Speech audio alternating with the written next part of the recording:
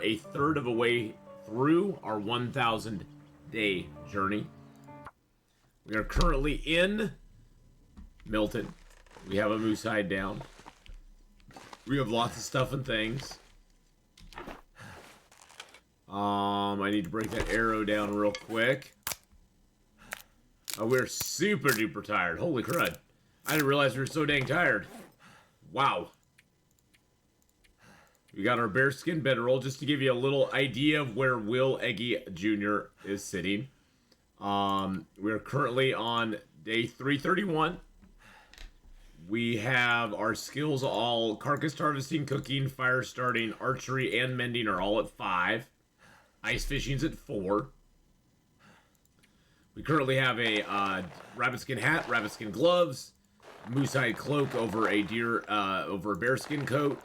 We got double thin wool sweaters, double thermal underwear, double wool socks, combat pants underneath our deerskin pants, deerskin boots, moose hide satchel, and crampons, giving us a total of 25 degree warmth bonus. Good luck to you, my friend. This is Pain for a Saturday. Well, Gameslift, I'm going to be doing my stream loots tomorrow morning because Brand wants to get in on both of them. Brand wants to torture both of us. So I was like, you know what? I'll just do mine tomorrow morning. Gameslift can do his today. And don't forget, boys and girls, their codes are out there. The codes are out there. I think the Easter code is out there right now, the Good Friday one. I don't know if it's as good as the code you got, Gameslift, but it's out there. But yes. So good luck to you this morning, Gameslift. I'll be doing my good luck tomorrow. So, but how you doing, Games? Love you, bro. Love you, man. Let's give Gameslift another shout out real quick. There we go. This will play a clip up there for him, see? What? Screw it. Screw it. Screw it. Screw it. Screw it. Screw it. Yeah, screw it. Just screw it. Just screw it. Tactic. I'm using your tactic, man. I'm using your tactic. What tactic's that? What? No, I forgot the block. God. Oh my god. I've done that before too. Aldreas, good morning, good morning. Just dropping by to say hello. I'll be celebrating my birthday today. Oh, even though it was yesterday. Oh my goodness. Aldreas, happy birthday. Happy birthday to you. Happy birthday to you. Happy birthday, Aldreas. Happy birthday to you.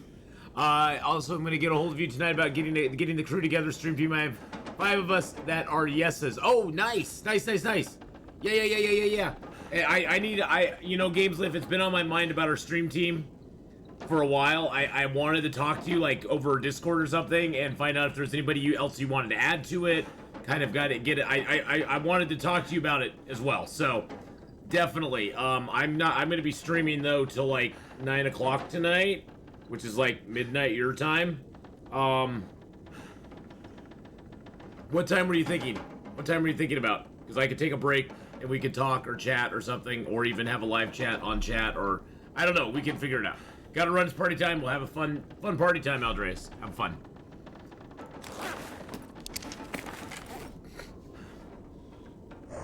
Oh, Brand, thank you for the 100 bits and happy birthday, Aldreas. Happy birthday. Happy birthday. Good morning, Manual Fly. How you doing, buddy? But yes, we need to talk. We do need to talk. We do need to talk. I will be tomorrow, Gameslift. I'm going out to my mama's for Easter Sunday. So I'm gonna get done streaming about 1-ish, and if you wanted to hook up then before I go out and talk to my mama, I don't know. I mean, I don't know how long you're. I don't know if we're talking for an hour or something, but we can figure it out. We can figure it out. How about this? You call me. Well, I'll have my people talk to your people, and we'll get together and get it done. Oh man, you'll fly. You're welcome, my friend. Tomorrow 1. Okay, that sounds good. Yeah. That'll work. That'll work.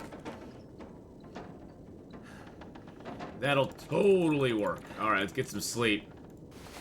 Well, Manuel, I had so much fun playing Medieval Dynasty yesterday. So much fun.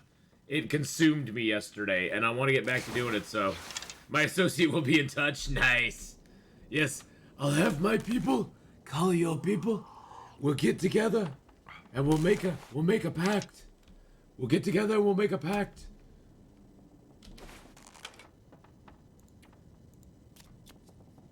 All right, Games Life, definitely, man. I will talk to you then. We'll get stuff figured out. So, yeah, I've been meaning to talk to you, bro. I have. I just life has been rather lifey lately. Life has been lifey lately. I don't know what to say. It's been kind of lifey lately. Oh, there's my lantern back there. I was like, where'd my lantern go? Where did my lantern go? Okay, so I have the moose hide here. I have a moose hide back in... I need to go back to Hush River Valley because I got a moose hide there that I need to bring out. I needed to drop junk here. I needed to drop stuff here so that I could bring it out, I think. Good God, it's been a while. I came from a job interview. I'm 100% confident everything went well. In the interview, I just now have to wait. Ooh, snap. That's always the hardest part, is waiting. That's the most nerve-wracking part, Manuel, is just having to sit there on pins and needles, kind of thinking about it, going, okay, and then the longer you have to wait, I don't know about you, but I do this to myself. The longer I have to wait, the more I start questioning what I might have said, or I'm like, oh God, did I screw that up, or did they take this the wrong way, or what, you know. 2 weeks for the answer? Oh my God. I would be going out of my goddamn mind. Okay, we are gonna go with that. Hey, Analyst, how you doing? We're going back to Hush River Valley, boys and girls. Back to Hush River Valley. I'm gonna grab my Storm Lantern, though. Let's go. I was the #1 for the interview. Well, you know what? That's better than being...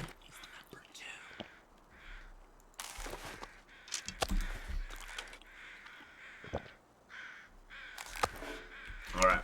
Oh wow, it's foggy out. God dang it. Why's it gotta be so foggy out? Do I not have my pots on me? I do not have my pots on me. I don't know why I left this stuff out here and let those burn. That is so weird. Why did I do that? What was I thinking?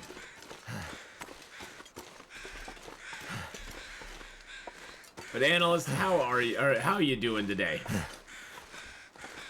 We are gonna have fun today, boys and girls. Good God, one of my it's so weird. You know how sometimes things are weird on YouTube. So I was just going there and fixing a couple things. Just doing a little maintenance on YouTube today.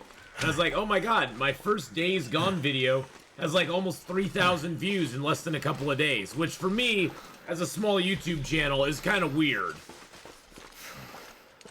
I guess it got put up on the YouTube homepage at some point. And like over 100,000 people saw the thumbnail or something. I mean, I got a few thousand views out of it. I guess that's kind of cool. But it was like weird because all my other videos like are the same, and that one just was like whoosh, like right through the roof. And I was like, okay. Like, what happened here? I'm sure nobody like I'm sure no other Twitch streamer viewed my thing on on their stream or something, because who would watch my video on their stream? I'm engaged. Getting engaged to my partner tomorrow and being prepping for the party all day. Ooh, well, congratulations. Congratulations. You have a YouTube channel? Oh, heck yeah. All of my old stuff's up there. There it is right there. There's all my old playthroughs. Basically, all my old gameplay for the last 6 years. 5.5 years is all up there. Pretty much all of it. There's some of it that's not, but pretty much all of it. But yeah, the Days Gone, my first Days Gone video just like went through the roof, and I was like, what the heck? Because I mean, a good video, one of my videos on YouTube that like gets a few, most of my videos on YouTube, let's just be honest, they're long format, they don't get a lot of views. If I get 300-400 views on a video, I'm pretty happy. I mean, one of my Planet Crafter videos got like 1,400 views, and I was like, okay, that's kind of cool. This one got, I think when I checked last, it had like 2,000 views on it, or 2,500 views, and it was like within a day or two, and I was like, that's completely weird. That's completely weird. Let's see, what was that one? Ah, see, now I'm not watching where I'm going. Yeah, my first Days Gone one has 2,600 views in less than, like, a day. No, less than 2 days. It went live on the 13th, and it's now the 16th, so, like, 3 days. That's so weird, isn't it? It's so weird. And it's like, most of my other videos I go down, it's like, you know, a couple hundred, 200, 300 views, you know, that sort of stuff. Aw, thanks, KFC. Alaka, hello, good morning. But thank you, YouTube, for putting my video up on your homepage or whatever you did. Or up on the recommendeds or whatever. That was kind of cool of you, I guess. But yeah, I put all of my videos up on YouTube. YouTube for me started out as a... Oh, thank you for following there. Thank you so much. YouTube for me started out as a... Honestly, when I first started uploading videos to YouTube, all I looked at it as was a place to archive my videos. So that my stuff would be out there in perpetuity. You know, if I ever wanted to go back and watch it, or clip from it, or utilize it in any other way. That's all I ever started my YouTube channel as. And, oh, you know, well, I started it a long time ago as just a place to put videos, but... And it just kind of grew and morphed and changed, and I was like, okay, cool. Cool. Me too, starting having your videos play in the background while I play Long Dark myself. Aww. Howdy, y'all. Just out of curiosity, with longer videos on YouTube, how much of, say, a 3-hour video does a viewer need to watch for you to get credit for a view? If they click and only watch 15 minutes, oh, that totally gives credit, yeah. Most people, seems to me, only watch my videos for about... Or the average is about 30 to 35 minutes on average. Cold. Oh, that's not what I wanted. It's about 30 to 35 minutes on average. As long as you click on the video and watch it, I think it counts as a view. I don't know how long though. I don't know what the metric is of how long specifically before it counts as a view. But I think it counts as a view like almost immediately. So I'm pretty sure as long as you click on the video, it becomes a view. Rainy Day Gamer with the 17 months. I'm trying to be quiet because my neighbor downstairs is probably sleeping. Rainy Day, thank you so much. For that 17-month resub. Cassandra!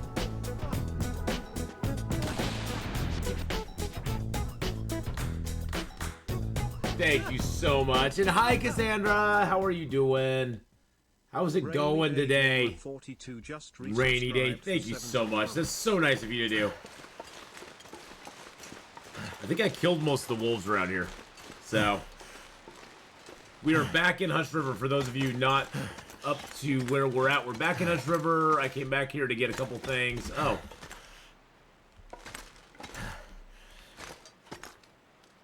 I guess I take the cured guts. Okay. I was thinking I had more stuff here to take, but I guess not.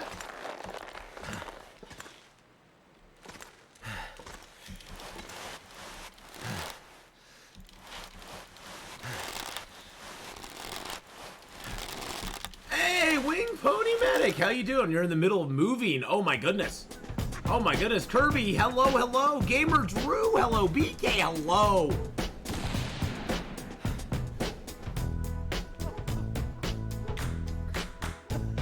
You're doing a little sleepy today because our youngest kitty is a jerk?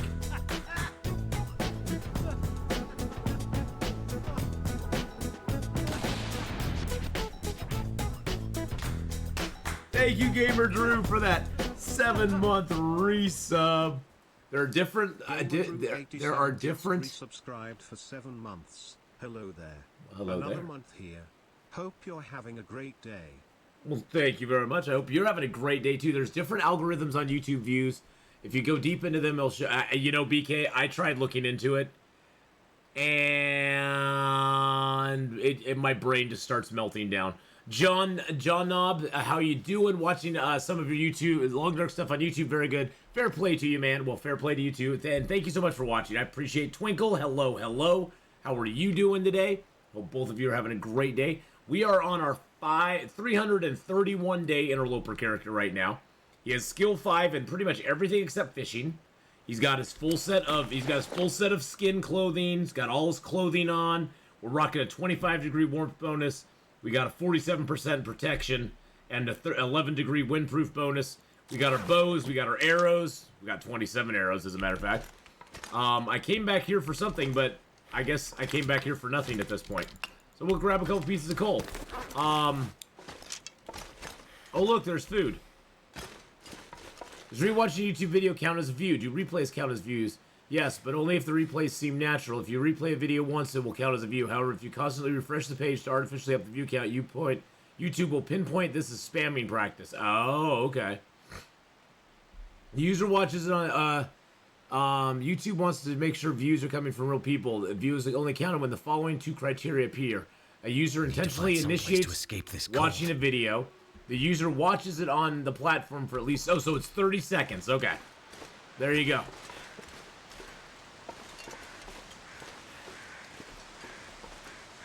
They do put up a lot of ads on YouTube, but that's how YouTube makes its money, too, so... And that's how creators on YouTube make their money as well. Hey, Finland, hello, hello. I usually just watch the ads. I'll go take a break. If an actual ad plays, because sometimes there'll be little pop-up ones, which I'm like, yeah, whatever. The pop-up ones I don't really care about. I just click off of them. But if an ad plays, I just usually go get a break. I usually just go use the bathroom. Go take a break.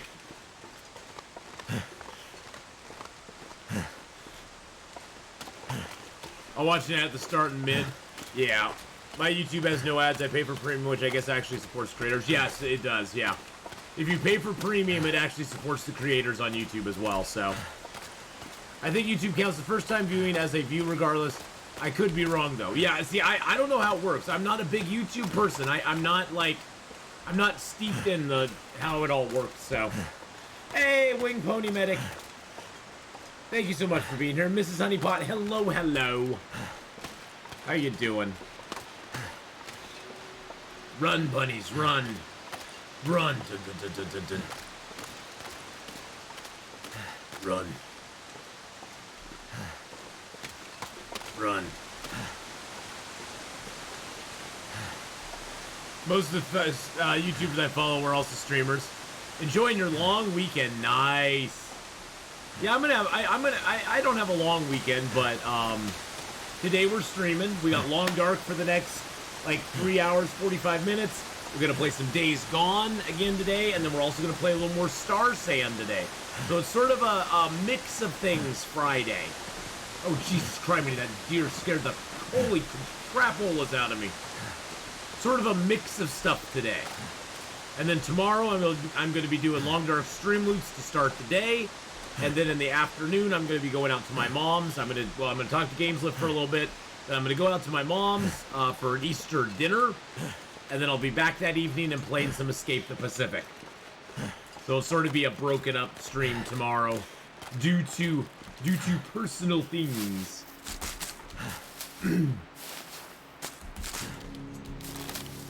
It's a mix of stuff Friday and on a Saturday. It's a mix of stuff Friday on a Saturday.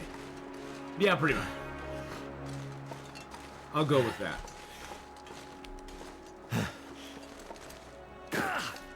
I believe we're going to be having, ham. I think it's going to be ham. Trying to remember what my mom and I decided on. No, we're going to do a meatloaf. We're going to do a meatloaf. He's doing up a meatloaf. That's what it was. We agreed on the meatloaf. Trying to remember what we had talked about. Meatloaf, macaroni and cheese, homemade macaroni and cheese. Yum. We're gonna have a roast lamb. Nice. But yes, meatloaf, macaroni and cheese, and nice little salad.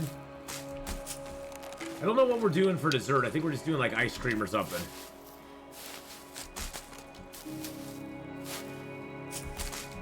My mom's meatloaf's really good.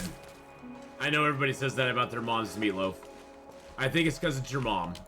It's your favorite meatloaf because it's your mom's. That's where the bear spawns, right there.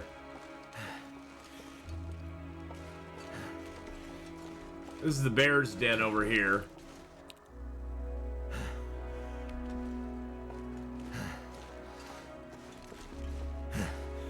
You said it marinating in garlic and rosemary. Oh, the lamb? Oh, goodness gracious. Oh, goodness gracious. Now you're making me hungry. I'm glad I already had a little bit to eat today. We are in Hush River Valley. We are in the area that has the... We're in the area between the Hush River and Monolith Lake. I decided to walk it since I haven't been over here for a while.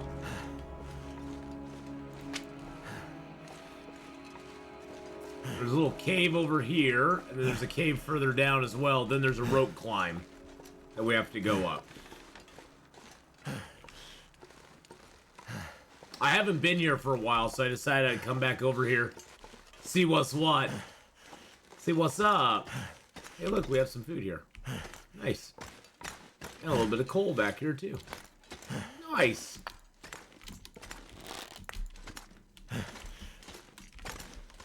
We aren't super cold, so I think we'll keep pushing on. I think we'll push on, but we'll sleep for an hour just to get our warmth back. We were losing condition because we were cold. In late game Interloper, it's almost impossible to move around the world and be warm. Unless you just move around. To move any, I should say, it's difficult to move any great distances in the world and stay warm. If you're gonna move around and you're gonna be going for quite a while, you're probably gonna be cold. It's just very hard. On the off chance you get frostbite and interloper, do you abandon that run and restart? No. I don't abandon runs. I don't, at least not for something like that. I just go, yeah, you know, we got frostbitten. We got frostbitten, let's keep going. Once we get our well-fed bonus, we'll have a little bit of that health back. You know, we lose 10%, but we gain 5 back, so now we're at 95% health permanently. No, I just keep going, even if I got frostbitten. Why not? Generally, though, on most runs, you'll find a hat and gloves pretty quick.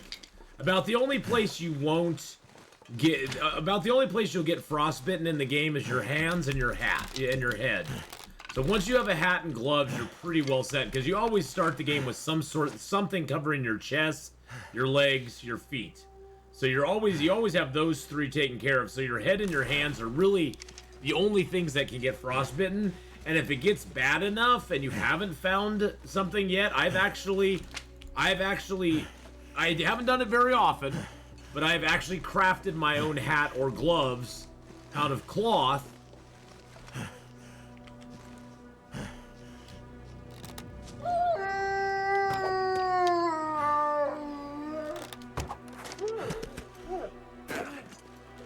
I've actually crafted my own out of cloth just to have it. That was a cool little trick. We just, that wolf was right there. We just skiddied right up on the log and went, okay. He didn't see us. Shh. Be very, very quiet. We're hunting wolfies.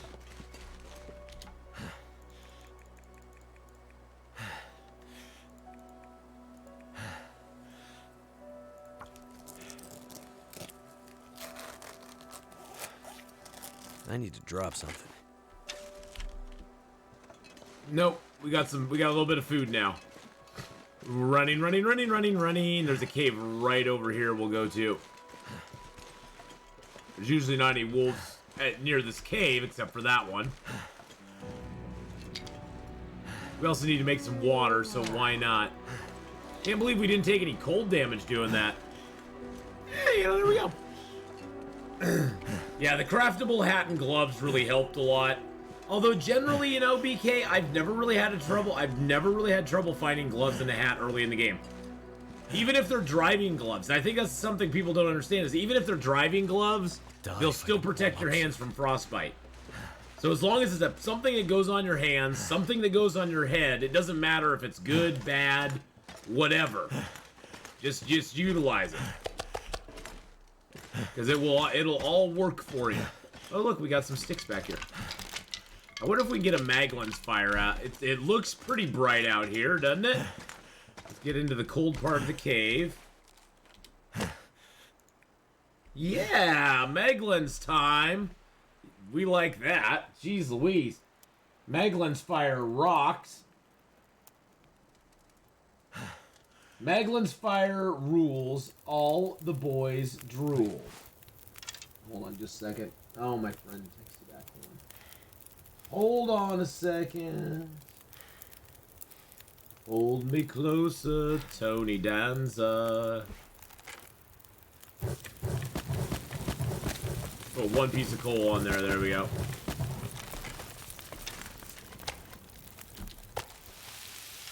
Coal is like the best thing. If your fire's a little chilly, just throw a piece of coal on it. Boom, your fire is nice and hot. Really super quick.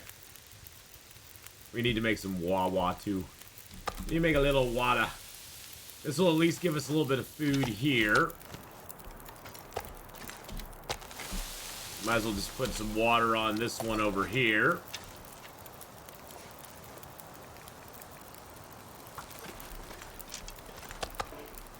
There we go. Now we got a little bit of food, a little bit of water. We're good to go. Alright, let's see if there's anything we need to maintenance while this stuff's cooking. Wow, I only have 0.02 liters of water.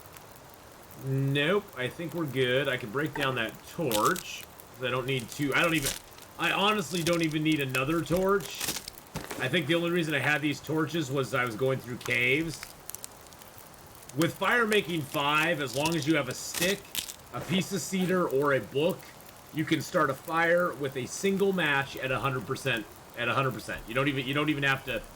You don't have to worry about failing on a fire. Period. You got a 100% chance as long as you got a stick, a cedar, or a book.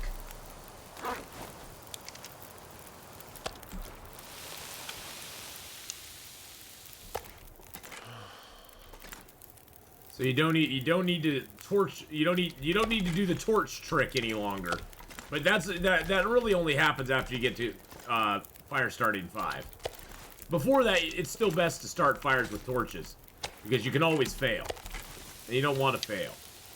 Failure is not an option. All right, we got a little bit of water. That's good. Let's just cook up our. I think we have another birch bark. Yep, cook up a birch bark tea. Several things you always want to carry around with you in the game. You always want to have birch bark teas. At least. Oh shoot! I didn't want to do that. Oh well, I already did it, so I guess I'm just gonna drink. I'm not thirsty now. I didn't want to drink it. Birch bark teas. You want to carry some bandages. Oh, I need another old man beard wound dressing. I usually carry some of these, and then I carry some of these so I can make up more. These actually weigh less than the prepared one. So what the thing is, I basically have 4 bandages right here. Because it's 3 per bandage. So I have 4 bandages right here that 0.12, where one of these weighs 0.1.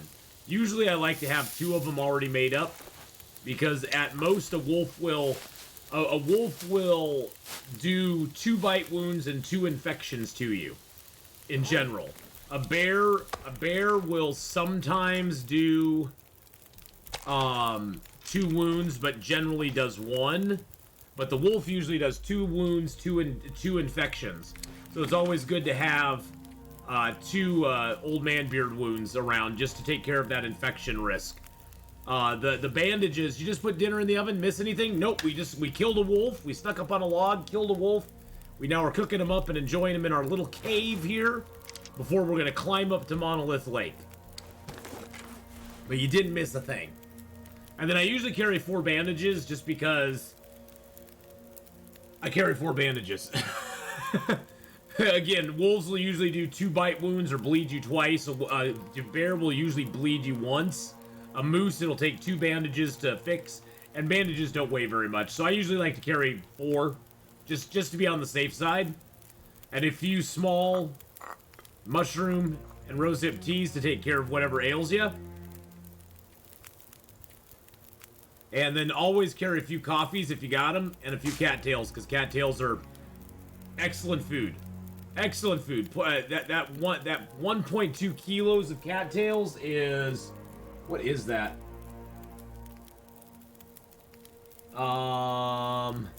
That's 24 times 150. Oops. So that's 2,800 calories right there. For just a little over a kilo. I mean, a kilo of wolf meat gives me 875 calories. Oh, hold on a second. What's that? Oh. I keep seeing pop-ups on my phone. It's like, what is that? What is that? So yeah, wolf meat will give you 875, and these will give me like over 2,000.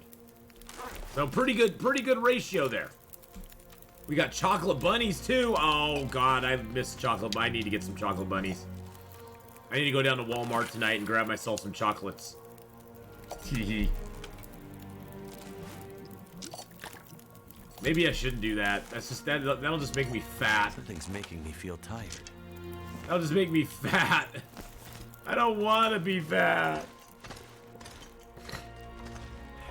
No eggs this year, though. Don't know why. Not sure why.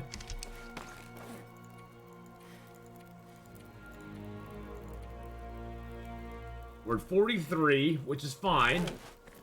We'll have to drop a little bit of water in the morning, but that's okay.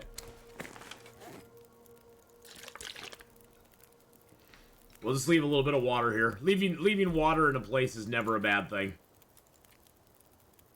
Oh, I got a lot of sticks on me, too. Guess I could drop some of those. They have 9 coal. Just need 1 stick to start the fire, 9 coal to keep it going, so. Just buy a small one, doesn't need to be massive. I know, I have a problem, Mrs. Honeypot. And I have a problem, and it's called gluttony when I have chocolate around. Because I love chocolate. And I have a hard time buying it. I have a hard time buying just one. I have a hard time eating just one. And yeah. It's one of those doors that I don't like to open.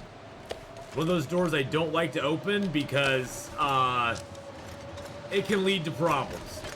It can lead to me. It can lead to problems, and I don't want those.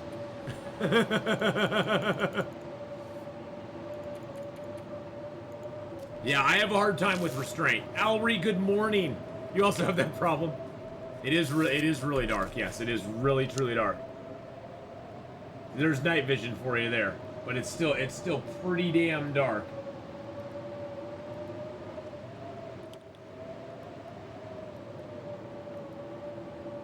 It is very dark in here right now.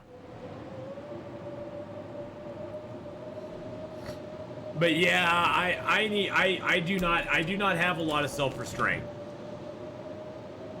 I will probably go and buy myself a chocolate bunny. I'm just being honest. I'll probably go buy myself a chocolate bunny, gorge myself on it, and be done with it.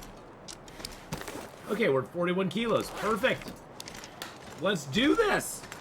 Let's do this. Up to Moose Hollow. We're taking the big long trip around the zone. We're taking the long trip around the zone. We're basically following the southern, or the eastern wall. And we're going to go up to Monolith Lake. We're going to circle around, climb down into the valley, then climb back up on the other side. and then go out the other side, out back into Milton. Just cuz. You know, I'm probably not going to be coming back here for a while, so why not grab this old man beard lichen?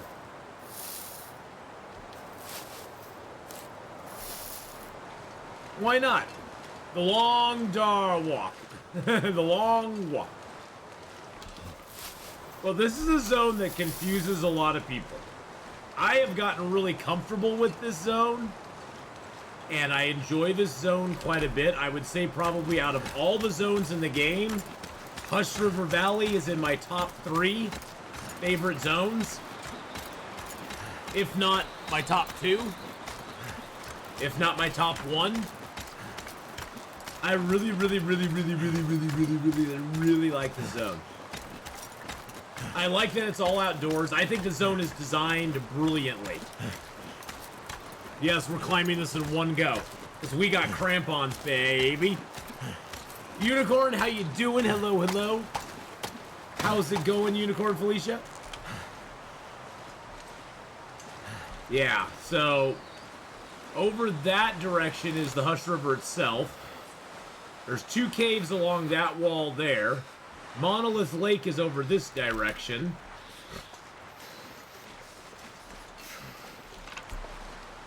What are my top 3 zones? Well, Hush River Valley, for sure. Hush River Valley, I absolutely love for many reasons. Coastal Highway is one of my favorite zones too, because it just offers so much to you. And I'd say probably my other top 3, my other one is probably Timberwolf Mountain. I love Timberwolf Mountain. I really, truly do. Timberwolf is a great little zone. Ash Canyon is up there as well. Right now we are in Hush River Valley. Can't believe I've not been to Mammoth Falls yet.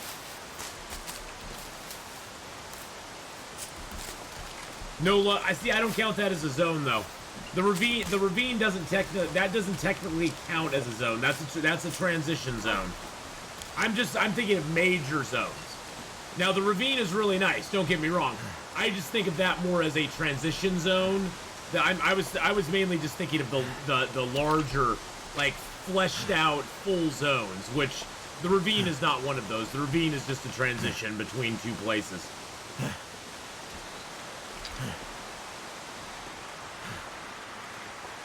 Wonder if I've gone down here. Probably not. What day are we on? We're on day 332. 332! We're getting up there.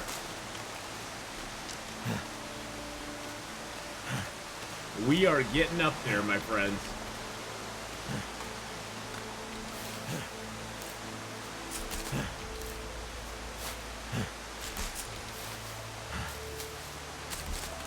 Figured I'd pick the cattails because why not? The chances of us coming back here in the next couple 100 days are probably pretty slim.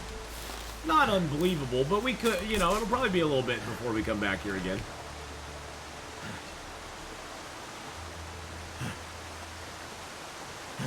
So let's get out over here. Can I get up over here?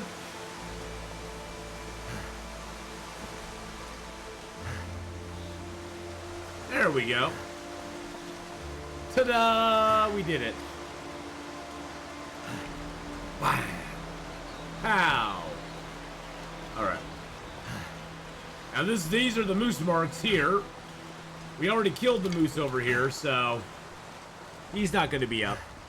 Sorry, I had to check the oven. You never have to be sorry for checking the oven. You don't want your stuff to burn. Hey, Mr. Deer. How are you? How are you, my fine friend? My fine four-legged friend? Keep running, running, running, running, running. Yeah, I got a little excited and made a bunch of arrows.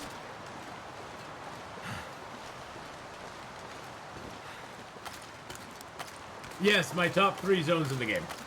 Hush River Valley, Timberwolf Mountain, and Coastal Highway. are probably my 3 favorite zones in the game. I mean, there's other great zones, don't get me wrong. I'm just saying, of all the zones in the game, those are, if I had to go and stay, hey, there's a ruined survival though. In any of those zones, it'd probably, wow, that's a lot of meat.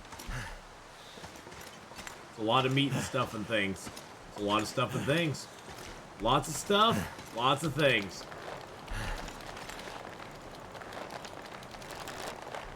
That's a lot of guts. We gotta be climbing weight heavy. We gotta be climbing weight, I have so many guts out in the world. I'm just gonna leave all the guts here. Well, yeah, I mean, it's easier to think of the ones you don't like. And the thing is that, honestly, Mrs. Honeypot, I can think of positives and negatives for every zone in the game. There's positives and negatives to all of them.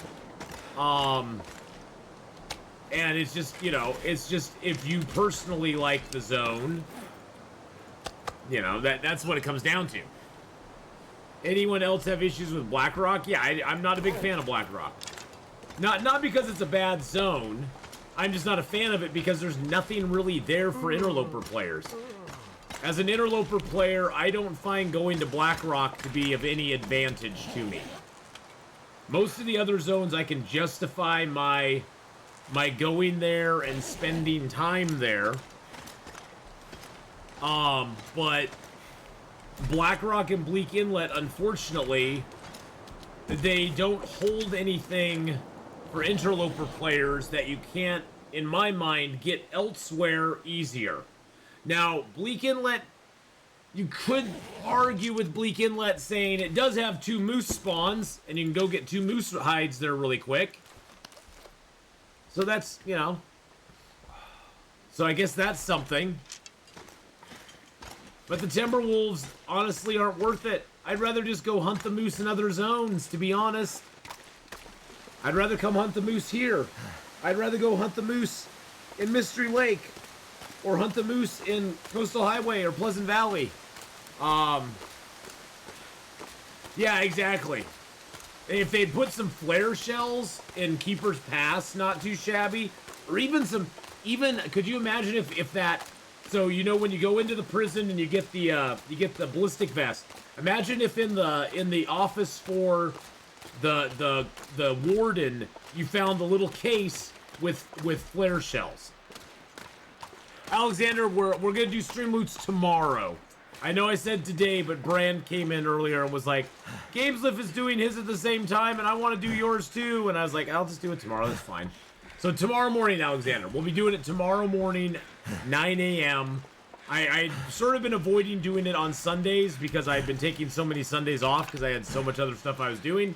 But now that life has settled back down, I can do Sunday mornings again a little easier. So we're going to do it tomorrow morning. I'm doing all the skills to 5 achievement on Stalker and still hate Bleak Inlet and Blackrock. Is Eggy carrying around the bulletproof vest at all times? No, I don't have the bulletproof vest on me. That thing's way too heavy. The ballistic vest is way too heavy. To me it doesn't and the minus 50 sprint is just it doesn't for the benefit I get out of it, it's not worth it. Because really, the only benefit that it gives you is protection if you get attacked. Well, my whole goal on Interloper is not to be attacked. Have I been to Blackrock in this run? We were there for 41 days. We're there for 41 days on this run, so yes.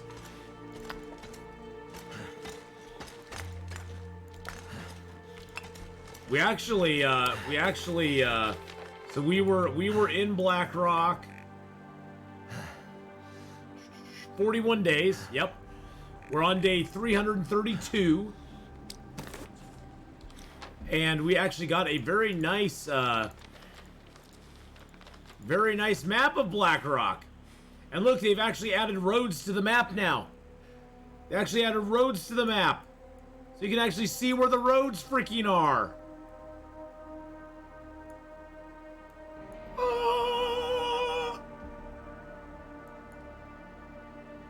Well, this is one of the entrances. This is one of the exits here.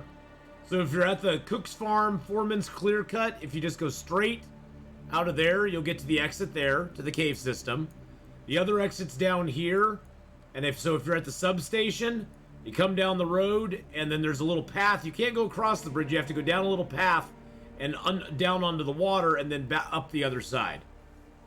Yeah, Toast with Jam. I hated that it didn't have the roads. I just absolutely hated that it didn't have the roads. It just seemed so weird. It's like every other map we've ever had the roads on there. Why does this map not have roads?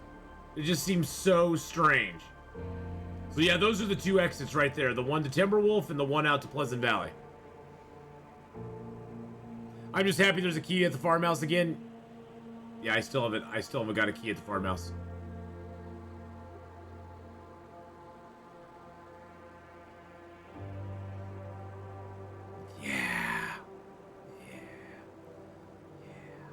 It's been a while since I've seen you play Escape the Pacific. I played it on Monday, I think.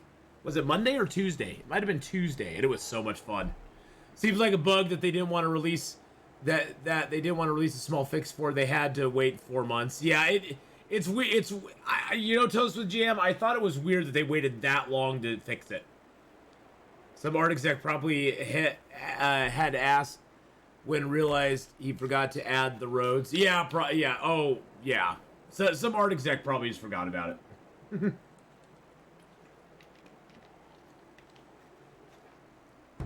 I know quite a few Euro streamers, so I get the opposite issue. I wake up and many of them are signing off. Yeah, I watch a really sweet gal, awesome streamer. You've probably seen her in stream before. Elena Green. I watch her a lot of times. She's playing Guild Wars 2 today, but she's played Long Dark. She plays a lot of other games. Really super nice gal. That laugh. Whoa. Easy there. I think she's playing Portal there. There she is. Go give her a follow. I've been subbed up to her for like years, and she's awesome. She's awesome. Are both exits in the same spot? Both exits for what? Into out of Blackrock. The exit to Timberwolf is over here, and the exit to Pleasant Valley is down over here. So they're sort of in the same spot. This one is the one. This one down here goes into Keeper's Pass north and south. This one over here goes directly into Timberwolf. So if you go out through this one, it'll take you into here, Keeper's Pass north, and then you have to go all the way around Keeper's Pass south, which will take you out here, and then you got to go all the way down to Pleasant Valley. If you come out on this side into Timberwolf, it'll bring you out right here, and then you can just go right down the river, and then there's a cliff drop here, so you have to be kind of careful, and the bear's down here too, but you go right down the river to Crystal Lake. I thought the double arrow was an exit, or what? Oh, these here, those are the steam tunnels in the prison entrance. That's for Blackrock itself. That's for Blackrock itself, so. And then that's the steam tunnel. That's the steam tunnel that will take you back and forth between Blackrock and the power plant. But yeah, we spent 41 days. 41 days in Blackrock. It was quite the journey. Quite the journey. You gotta go eat. All right, go eat. Go eat. I have a love-hate relationship with Pleasant Valley. I love the multitude of stuff to kill, but weather sucks so bad. Yeah, the weather is pretty bad. I'll ask my question after. Well, no question. Ask it. Okay, you gotta go. Okay. Well, ask it when you get back. You know, Pleasant Valley is a mixed bag for me. I enjoy spending time in Pleasant Valley, to be honest. I think on this run we've only spent 22 days in Pleasant Valley. We should go log some more time there. But I enjoy Pleasant Valley, but I have the same feeling as you do. I hate the weather. And it always seems to hit at the worst possible time. But generally, for me, Pleasant Valley consists of a corridor between Mystery Lake, the radio control hut, the farm, draft dodgers, the plane wreck, the entrance to Timberwolf Mountain. That sort of line, for me, is the easiest line just to go between, because they're all pretty close to each other. If you go out from there, you go to the outlier areas, either towards Blackrock or towards Coastal Highway entrance, you can get into all sorts of places that don't have any buildings or any caves for quite a while. What is my rating of Blackrock compared to other regions? When I did the story mode, it was non-stop blizzards and wolf attacks, so I didn't really enjoy it. You know, for me, Blackrock, the story, now are you asking specifically about the story mode part? The story mode part was, I give it a good, I don't know. Most of the story, to be honest, boys and girls, I'm kind of meh on, because that's not what I play the game for. So for me, story mode doesn't add much to the game for me, because I create my own story and I create my own adventure. So for me, story mode was kind of meh.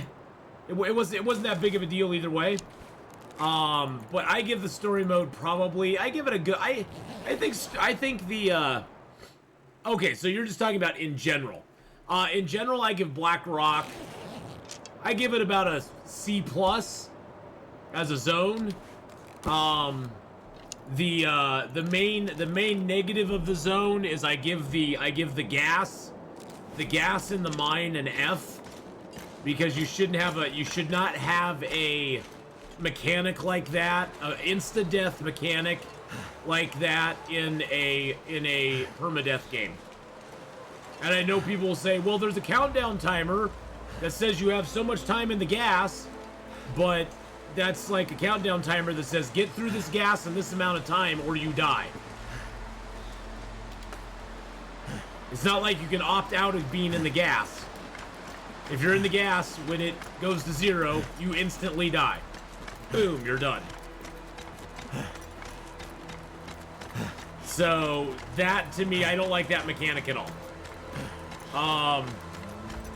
What is it that's kept your love for Long Dark burning all these years? Just because it's fun to play, and it's different every time. It has the same... For me, it's one of those things where it has the same... Well, first of all, it's freaking gorgeous. I mean, look at that right there. Where do you see that in any other video game? It's freaking gorgeous. And for me, the game is new and different. Every interloper character I start, every time I start a new character, whether it's on interloper stalker, a custom setting, whatever, it's a brand new experience. Sure, you have the same sort of things you want to get done, but how you achieve them and what kind of loot you find is going to be completely different almost every single run you do, which I find exciting. And I love the mechanics of the game. I think the mechanics of the game are really well put together. Really well put together. Yeah, see, I always thought, Toast with Jam, that the gas in survival should not be an instant kill.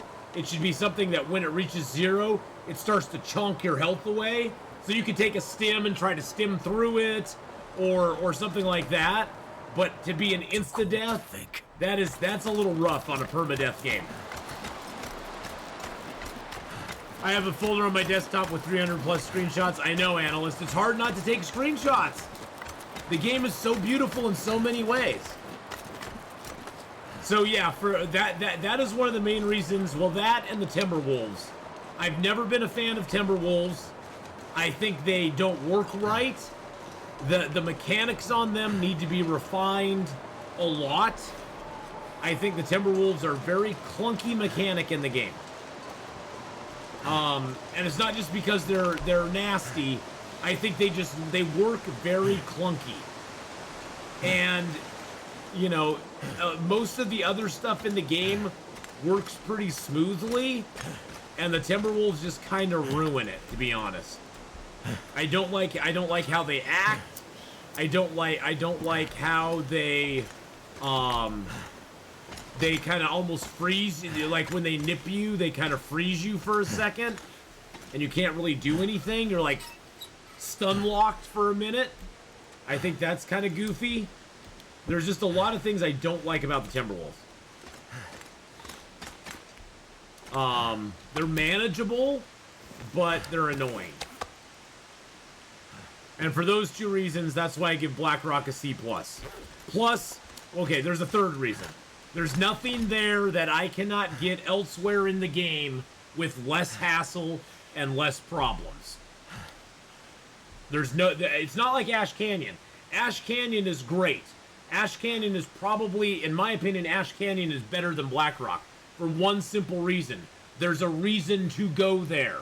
There's a reason for me to take my body, take it over to Ash Canyon, go through all the stuff to get to the gold mine, to get the crampons, to get the backpack. I mean, that right there gives you, like, incentive, gives you motivation. And see, that's the thing. That's what I liked. That's what I liked about Ash Canyon. And Ash Canyon gave us something to go for. And yes, the lower part of Ash Canyon is a mess of wolves. There's probably like 20 wolves down in the lower part of Ash Canyon. And they are a little bit of a pain in the butt. But the reward is worth the effort to go there and deal with it.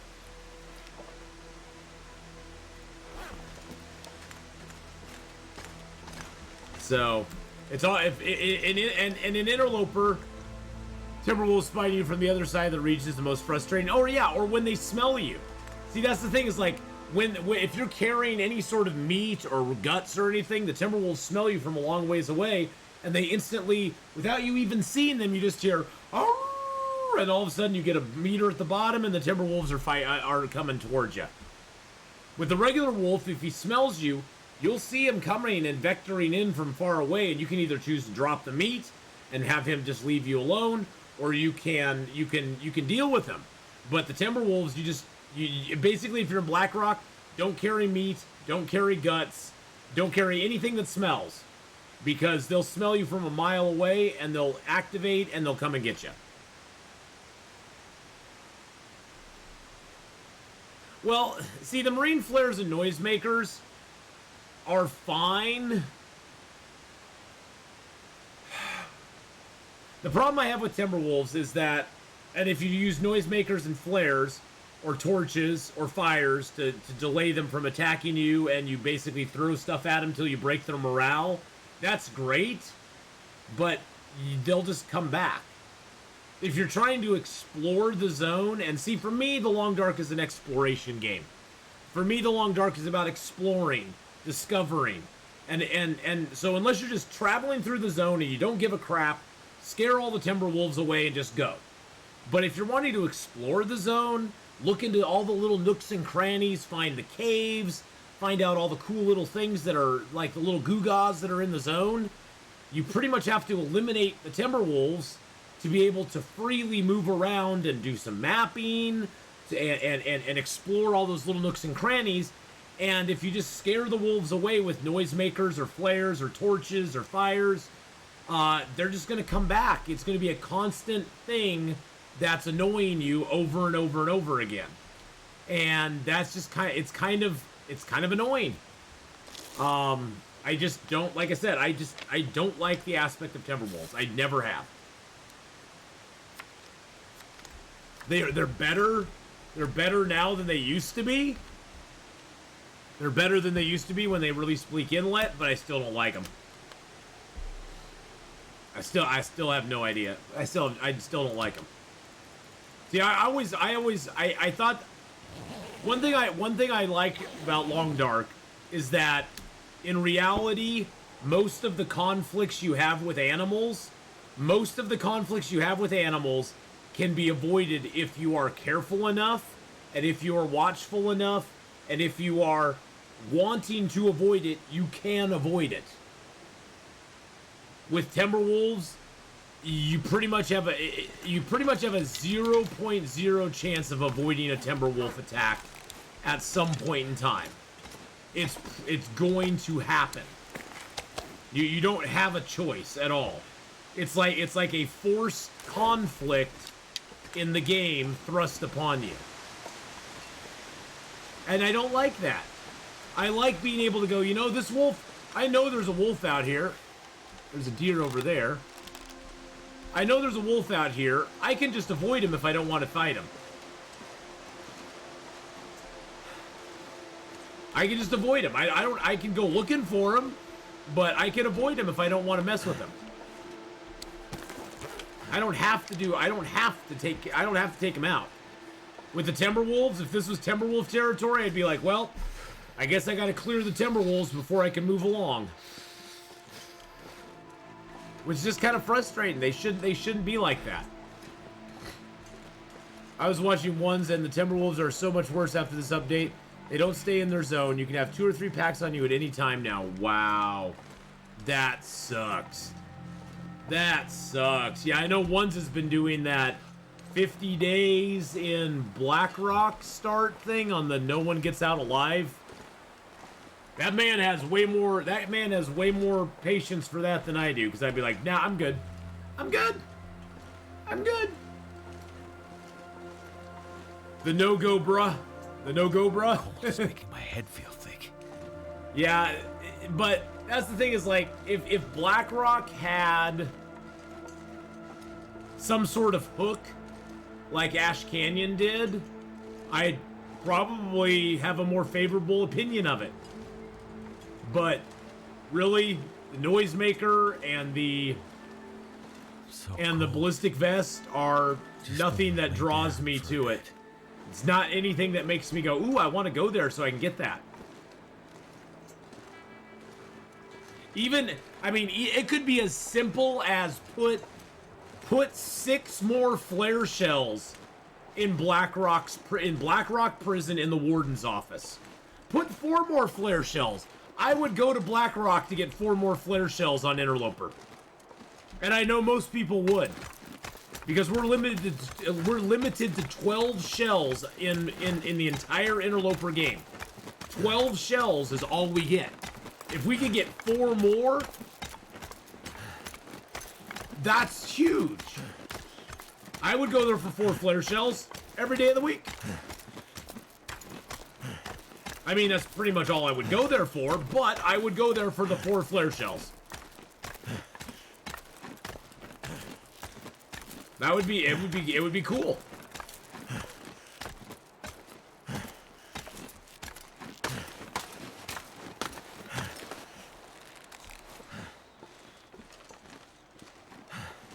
Doopy-doo. Doopy doopy doopy doopy doopy doopy doopy doopy. I do have a rope over here. Look at me. Oh yeah, I think my signal fire was up over here. I don't think I can make it up that without sleeping a little first. I don't know if I'll be able to sleep out here though. But you know, one way we could probably sleep out here okay. See if we can find a sheltered area here. This is kind of sheltered. Can I put a snow shelter down though? Good God. I hope one day they fix snow shelter placement, because it is so freaking frustrating to build a snow shelter. So freaking frustrating. Okay, it's -0. That's fine.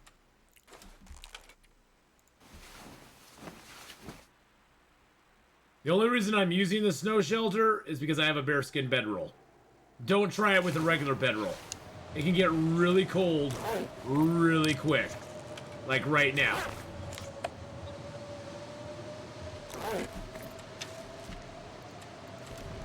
Although actually it's weird. When I got in here it was colder. It was colder when I got in here than it is now. What the heck? Is there a reason on Interloper player to use the milling machine? Yeah, to repair tools, the knife and the hatchet. Because eventually you'll run out of whetstones. But to be honest, Toast with Jam, it's easier to go to the forge and make new knives and hatchets than to go all the way to the milling machine, fight your way through Timberwolves just to repair a knife and a hatchet. Hey, Wowdy! Good to see you. Means it's time for second coffee. Hey, old man, my dear. Hey, how you doing? How you doing? We'll sleep 2 hours. We're still gonna be warm. No power. Hey, Grace Mom. Thank you so much for the follow there. But yeah, I mean, that's really the only reason to go. Free repairs on that stuff. Otherwise, there's not really a good solid reason to go. Guess what you're doing? Playing some Long Dark. That's just my guess. I'm probably wrong, but thank you. Thank you, Gray's mom, for the follow, too. Yeah, so I mean, I already have set up in Coastal Highway as well as the Carter Hydro Dam. I already have backup knives and hatchets there for me for when my knives and hatchets eventually break. You're doing episode 4 again. Oh, geez. My sympathies. I mean, I hope you have fun. There's a couple parts of episode 4 I just could not handle. They were just a little too much for me. We're gonna climb in the dark. We're gonna be a climber in the dark. One step away from you. Just a climb in the dark. We're gonna take down the snow shelter too. I'm gonna get a little cold doing this, but that's okay. Alright, let's go. Just finished the toxic mine. Don't remind me of the toxic mine. Oh, that toxic mine, I tell you. I figured they add something more for players to craft the milling machine. Maybe making a tool, wire cutters, pipe wrench that gives you access to places in a mine with better loot. Yeah, that would be awesome. I made 10 knives and hatchets to go repair and go to repair with 5 of each of them. Yeah, there you go. There you go. That's a good way to do it. Oh, shush-a-doodles, man. You're fine. You're fine, buddy. Going to be okay. It is a little cold. It's gonna be fine. Yeah, you know, Chris, that's really what you got to do. In late game of Interloper, it's best just to make a whole bunch of knives and hatchets. You got plenty of scrap metal. You got plenty of cloth. You're not gonna run out. Trust me. Or it's gonna take you a very long time to run out. Let's put it that way.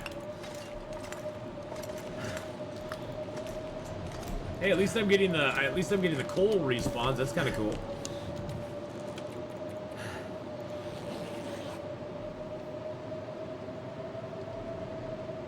Empowering of our skills. Hey, global G-load, global G-load. How you doing? God, I could barely spit your name out there. How you doing? Hope you're doing good. All right, we're gonna try to. Is there any items in car visors? There is no items in car visors, unfortunately. Wow, so we're going out in the dark. Give you guys night vision. I want to make it to the ice cave. I pretty much know where I'm going. How I'm gonna get there. Oh, this shirt here? Good God, I have had this shirt forever. Forever. You weren't the first to chop it. Oh, well, Global, I chop up everybody's screen name when they first come in. Is Hinterland done with developing Long Dark, like more regions? No, I'm expecting this year we're going to see a new region this year. I don't think we're going to see episode 5 till next year. I don't think episode 5 is going to come out till next year. Probably December or spring or December of 2023. I think what we're going to see from them this year is a new zone, though.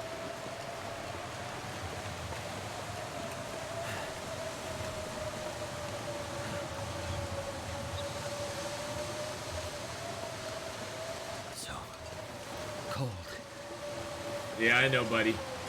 But we're just gonna go in a straight line here. We're gonna find that wall. We're gonna find that wall, my friend. Okay, there's the wall. Okay, perfect. Perfect. Cave should just be right up here. Yep, there we go. You think more guns or weapons is a good idea? You know, I would like to see a sling in the game. I think some basic primitive weapons would be kind of cool. I don't think we need any more guns. I think the rifle and the pistol are good enough. But I'd love to see like a basic sling in the game. Instead of throwing rocks, you could sling it, and you could maybe do some minor damage to a wolf or something with it. A crossbow or a shotgun. I think it'd be cool if they, since right now we have simple arrows, I think it'd be cool if we could make them into better arrows and had a better chance of doing crits or something like that.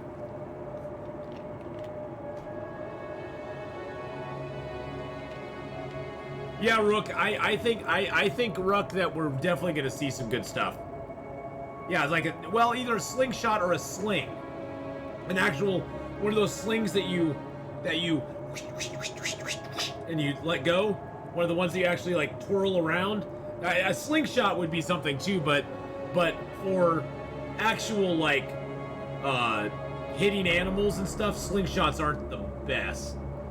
Your actual sling that you turn around, that you actually swing around, it works a little bit better as far as like doing damage and stuff.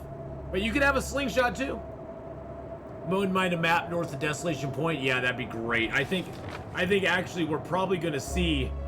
I think what's its name is gonna be over here. Perseverance Mills. I think it's gonna be right in here. Because remember, she left from Coastal Highway. She sailed around to somewhere and landed somewhere. So she either landed over here or she landed over here. So Perseverance Mills is probably going to be here or over in this area. I don't see it being in the mountains. It may be over here, though. I don't know. I have a small question for you. I'm a new interloper player and it took me 4 attempts to get going. I died the first 3, but I've made it today 160th on this current run. What is the ideal clothing setup for animal stuff and why do you like it so much? Okay, so for me, I have the rabbit skin hat and rabbit skin gloves, deer skin pants and boots.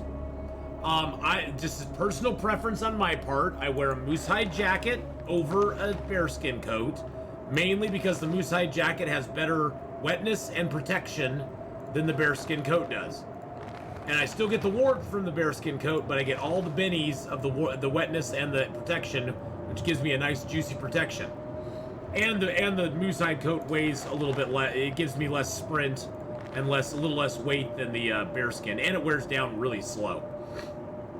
But I that's my personal preference. I know some people love wearing double bearskin. I just don't like the weight. So I have those skin items. Now on my legs, I wear deerskin pants on the outside. I wear combat pants on the inside because on the inside, the only thing that matters on inside clothing is the warmth. You don't care about windproof, wetness, protection. None of those 3 take any effect. The only one that takes effect from is the outside piece of clothing. And deerskin and combat pants have the exact same warmth. If they're at 100%, they have the exact same warmth of 2 degrees. So I always wear deerskin on the outside, combat pants on the inside for the warmth. Got my double thermal underwear because that's the best you can get. Double wool socks because that's the best you can get. And double thin wool sweaters because that's the best you can get there. And then I wear the moose hide satchel and the crampons since you can repair crampons now. I wear the crampons at all times over my moose hide satchel. I sacrifice the head wrap warmth because I think personally we should have 3 or 4 accessory slots. That's just my personal opinion, because it's like accessories are accessories. How does me wearing a moose hide satchel or a pair of crampons affect me from wearing a head wrap? So, and then I wear a decent wool toque on the inside. So that's my ideal clothing setup. I think if I had everything repaired to 100%, I'd have 26 degree warmth bonus and 11 or 12 degree windproof. And pretty much that's good enough. I mean, in Interloper Global, you will never ever go outside during the day and be warm all day long. If you spend all day outside, there's never going to be a day that all day you're warm in Interloper, because you can't get good enough clothing. You just can't. If they ever add an additional official difficulty above Interloper, then I think they'll have to add more animal clothing or improvements. Yeah, I would. My biggest dream, Toast with Jam, is I would love for them to add more options to our crafted clothing stuff. It's like, I would love them to mix it up and say, okay, if I can make, you know, especially for wolf clothing. Right now we get the wolf coat, and the wolf coat, in my opinion, is the worst.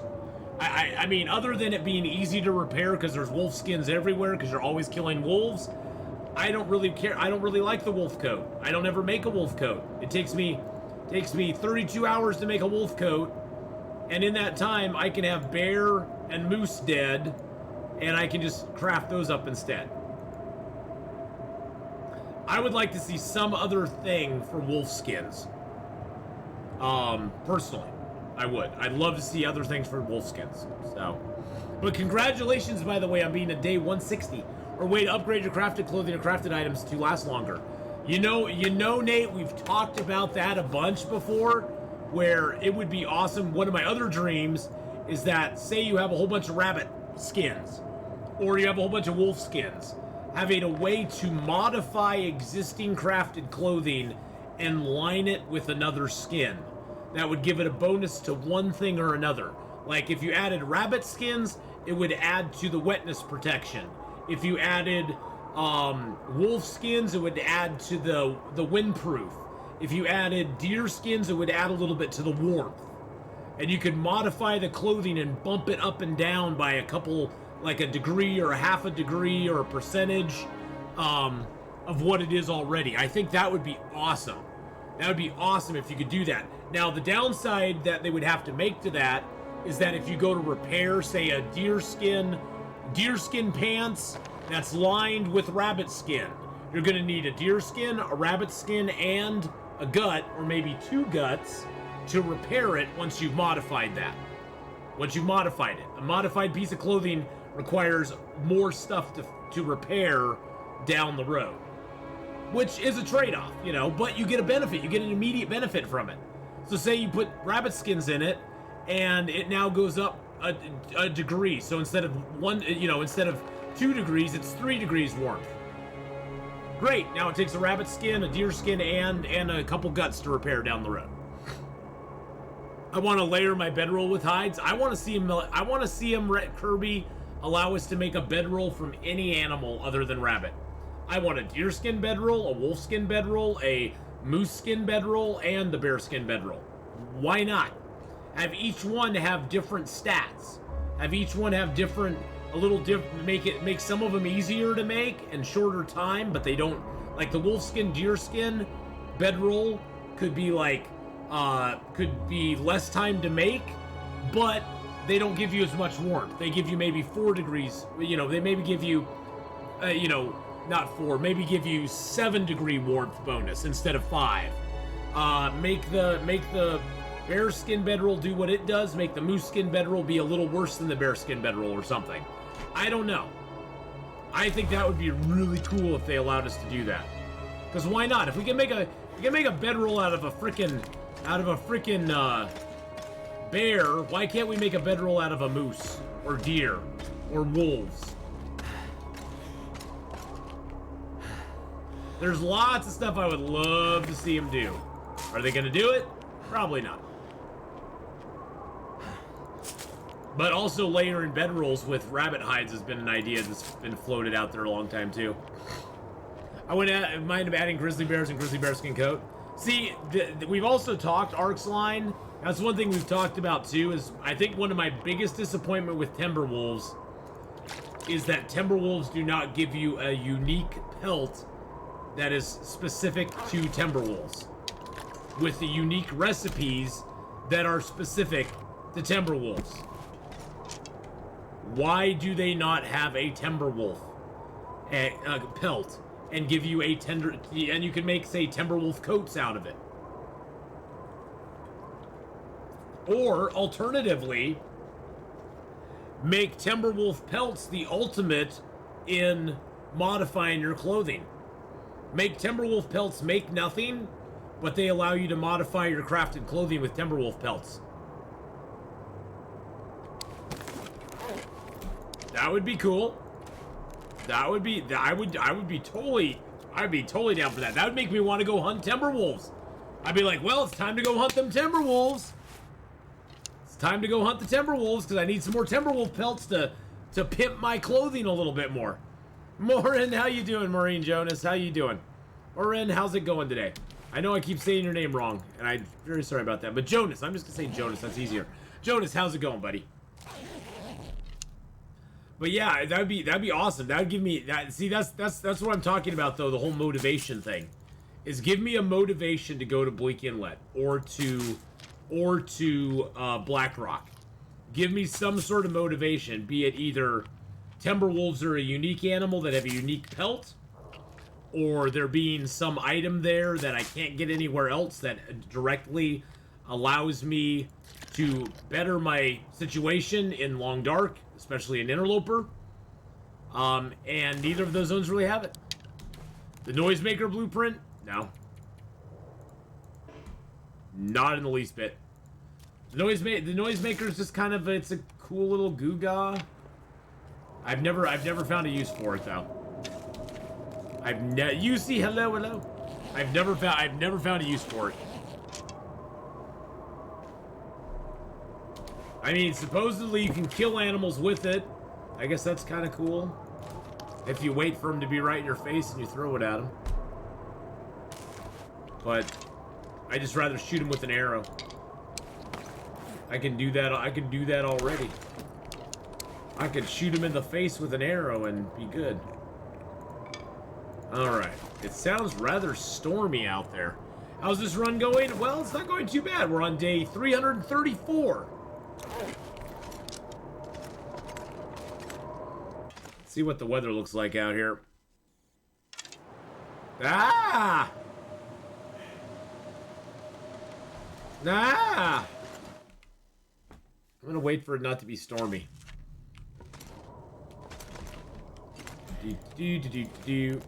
Pass a little time.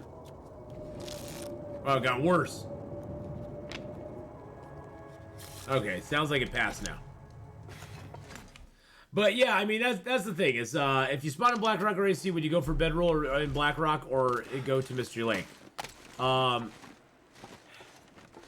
Spawn in Blackrock or AC? Ash Canyon. If I spawned in Ash Canyon, I'd go get everything before I left Ash Canyon. If I spawned in Blackrock, I would just ditch out of there as quick as I could and go into Timberwolf, or into Pleasant Valley. One or the other. Actually, I have spawned in Blackrock, and it's just kind of a pain in the butt zone to live in with no bedroll. Or it's not that bad actually without the bedroll. There's plenty of places to sleep, but yeah, I'd probably just get the heck out of there. Unfortunately, there's not a lot there. I'd rather go get the stuff from the other zones. But Ash Canyon actually is a great start. It's a great place to start. Ash Canyon is a beautiful place to start. Will Eggy was born in Blackrock. Yep, we spent our first couple days in Blackrock. We got out on day number 4, as a matter of fact. We went to the abandoned mine, down to the Foreman's Clear Cut, the trailer, Cook's Farm, and then we got out through Can't feel my Timberwolf. feet. Went to Mystery Lake, or Timberwolf Mountain. We then went down into Pleasant Valley, and on back. Oh, did we go back? Oh. So we went into Pleasant Valley. We didn't have a bedroll. Oh, I forgot that. We didn't have a bedroll. Then we went back from Pleasant Valley into Timberwolf, went into Ash Canyon. We said, YOLO, went into Ash Canyon, got all the way to the mine, came back down, summited.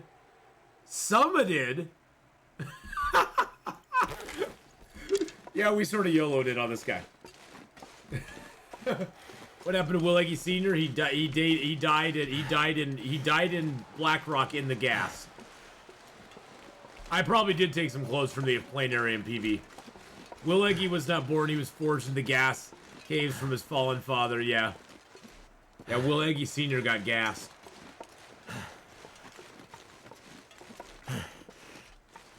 He did get gassed. It was sad. Very sad. Alright, well, we've made a complete loop of this zone, boys and girls. Hey, Miss Honeybot, hello. Welcome back. What was your question? Yeah, the AC spawn's really good. Where is the bedroll in Blackrock? I don't even know where the bedroll in Blackrock is. I never liked the mechanic, Toast with Jam. I didn't like it in story mode. Where exactly is the bedroll in Blackrock? Is it always there?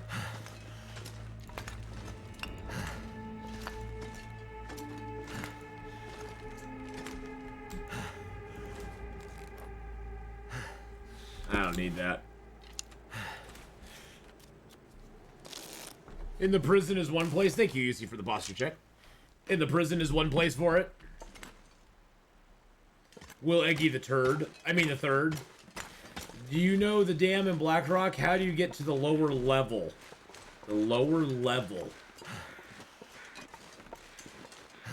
I don't think you can. I know which one. I know what you're talking about. This is the building you go into and there's water rushing under it, right?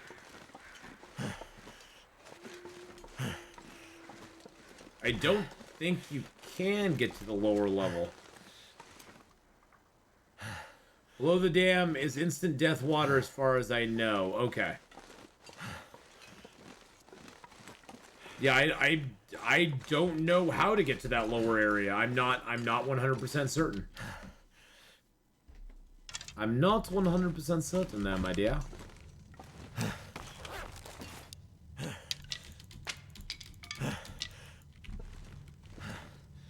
You see all sorts of loot spots, but you can't get to them.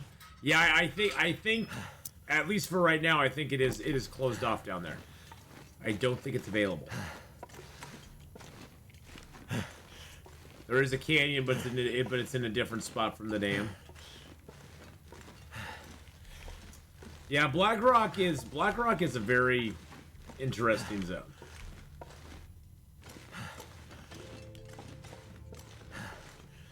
But see, that's the thing is like out of the last three zones. So Bleak Inlet, Ash Canyon, and Blackrock. Out of those three zones, I think Ash Canyon's the best of the three.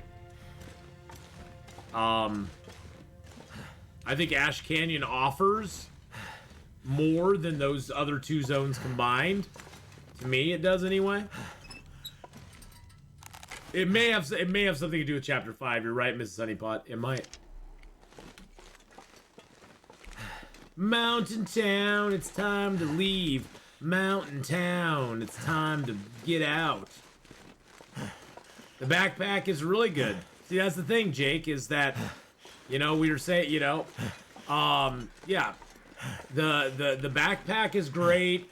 I think if they had added something into a Blackrock, like, you have the tactical vest, yes. But if they put like a guaranteed four flare shells, all they gotta do is put four guaranteed, put a box that it would have a gun in it, usually a flare gun. Maybe even put a flare gun in it. Who knows? Who cares? But put a box with a flare gun and 4 shells in the warden's office. I would go to Blackrock every single interloper run, without a doubt. I'd be like, yeah, I'm gonna go there. I'm gonna get those 4 flare shells. I mean, I don't think they quite understand how much interloper players value the 12 shells that we can get in interloper. That's all we can get is 12 little shells.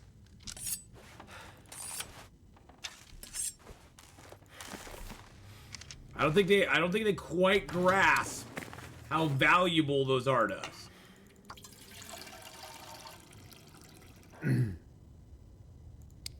Oh, craftable shells would be great. I mean, I have 2 shells left on day 334. I have 2 shells left to get me through the next 700 days. So yeah, another few shells would be awesome. There's 100 cattails in here too. All right. Actually, you know what? I got some feathers on me. Take that 1 shaft. What's my bow at right now? 53? That's not too bad. I'm gonna take that birch and the maple and my feathers. Just gonna take all that.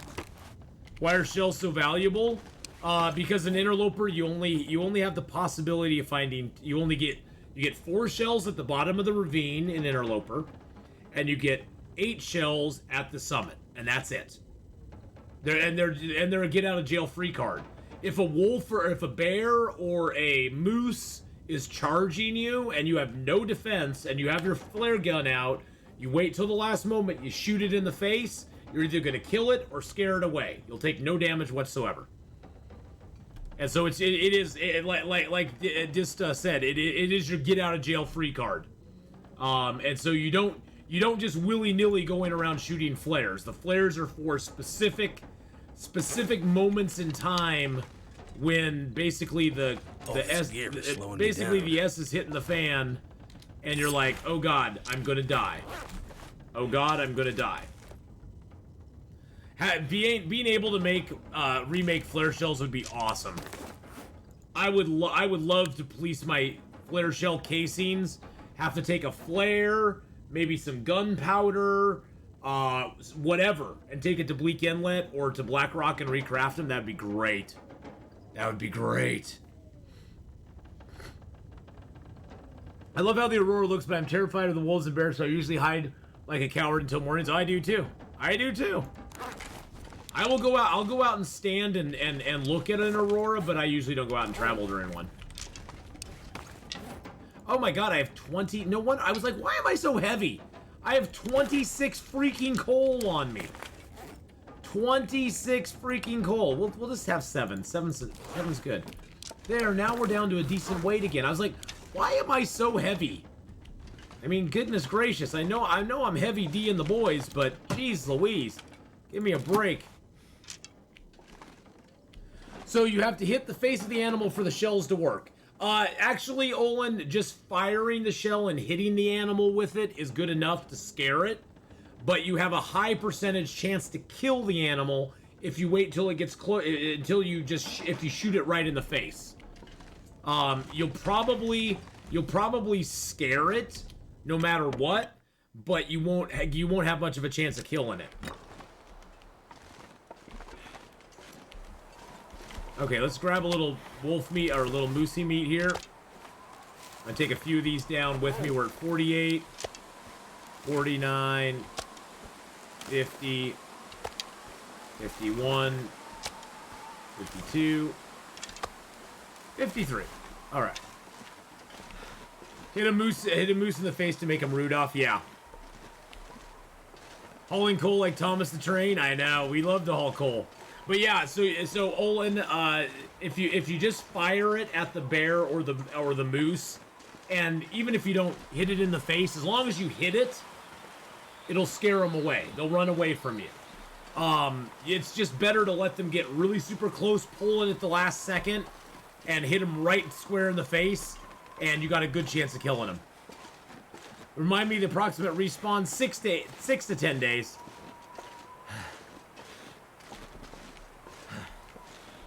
Hitting a bear in the buttocks and it complaining and running is hilarious. But yeah, 6 to 10 days. I usually Kirby, I don't even calculate it. I just am like, I haven't been here in like 100 days. Guess what? I'll probably have coal in here again.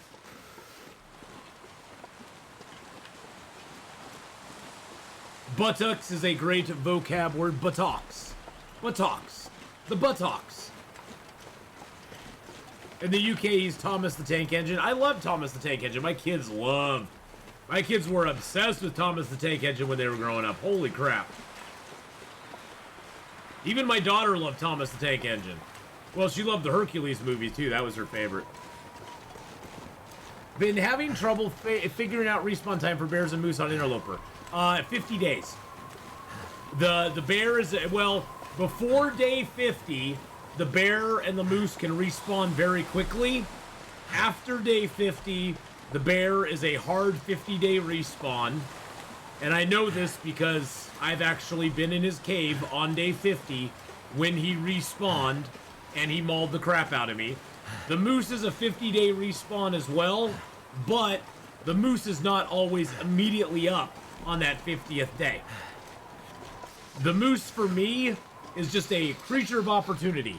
If you go to a zone, you see a moose, and you have the weapons, take down the moose. Because chances are, if you wait around... I waited around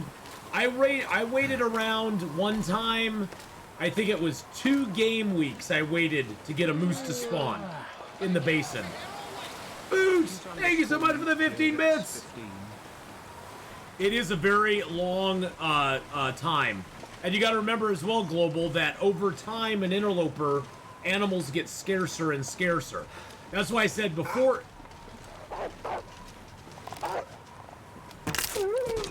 day 50, that scared the crap out of me.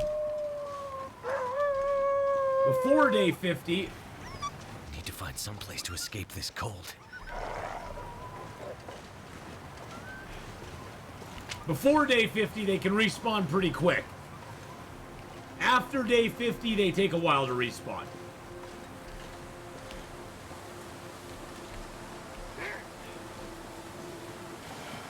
Like, where'd all my homies go?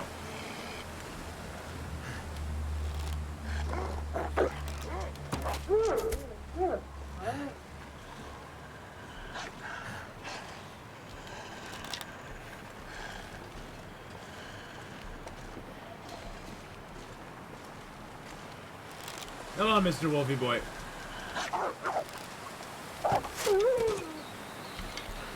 Woo! Milton's always alive.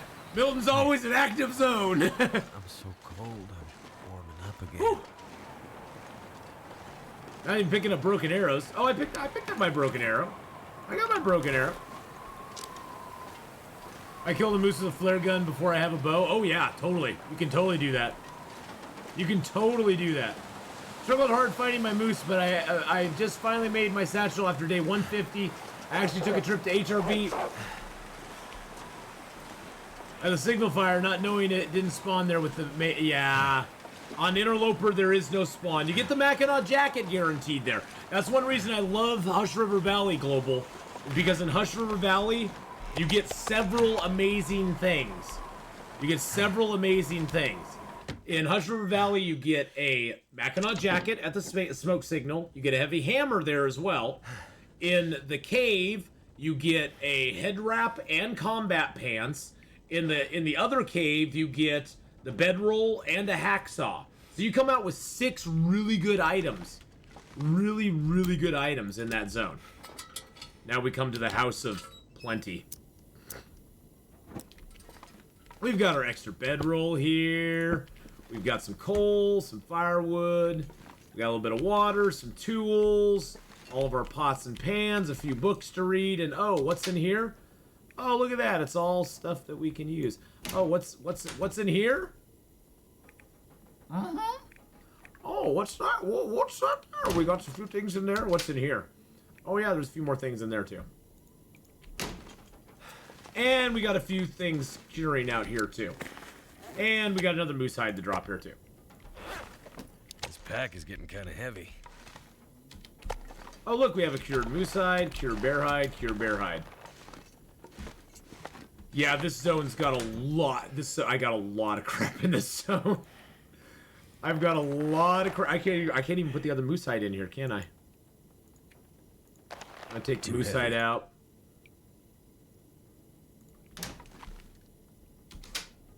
Put my 2 moose hides in here. There we go. What you gonna do with all that hide? I don't know. If you kill a bear or a moose, especially in an area full of wolves, you set up a fire and just cook away. Whenever I've done something like that, I often get attacked mid-harvest, even when I'm crouched and dropping cooked meat as I go. Yeah, you know, usually if I get a bear or a moose, I make a fire. I make the fire for right around 2 hours. Usually dump a piece of coal in to make it warm. Maybe 2 pieces of coal to make it really warm and make it 2 hours. Make the fire for 2 hours. And bears and moose, I always try to carcass harvest those. I never harvest them up, you know, just piece by piece. I always try to carcass harvest the bears and the moose. Not only do you get it done, quickly, and it leaves you the bags of meat. That's the only downside. You then have to harvest the bags of meat. But the bags of meat, you can slowly take those to a cave or to a house, and you can just harvest them up inside the house. I have made all my clothing. It's not a dumb question. There's no such thing as a dumb question. But I always carcass harvest the big animals, because it just makes it easier. You can grab the hide and guts and run, drop those off in a house, go back, pick up one bag, take it back, pick up another bag, take it back, or you can pull a Kimiota, strip off all your clothes, drop all your heavy gear, run out with just your bow and arrow, naked into the snow, grab 3 or 4 bags, take them back to the house, go get the other 3 or 4, take them back to the house, and then put all your stuff back on, and then to go sit in your house and harvest up the bags of meat. That's usually what I do. And then I'll just make a fire later, because honestly, the food to me is like the least important thing to me in some ways.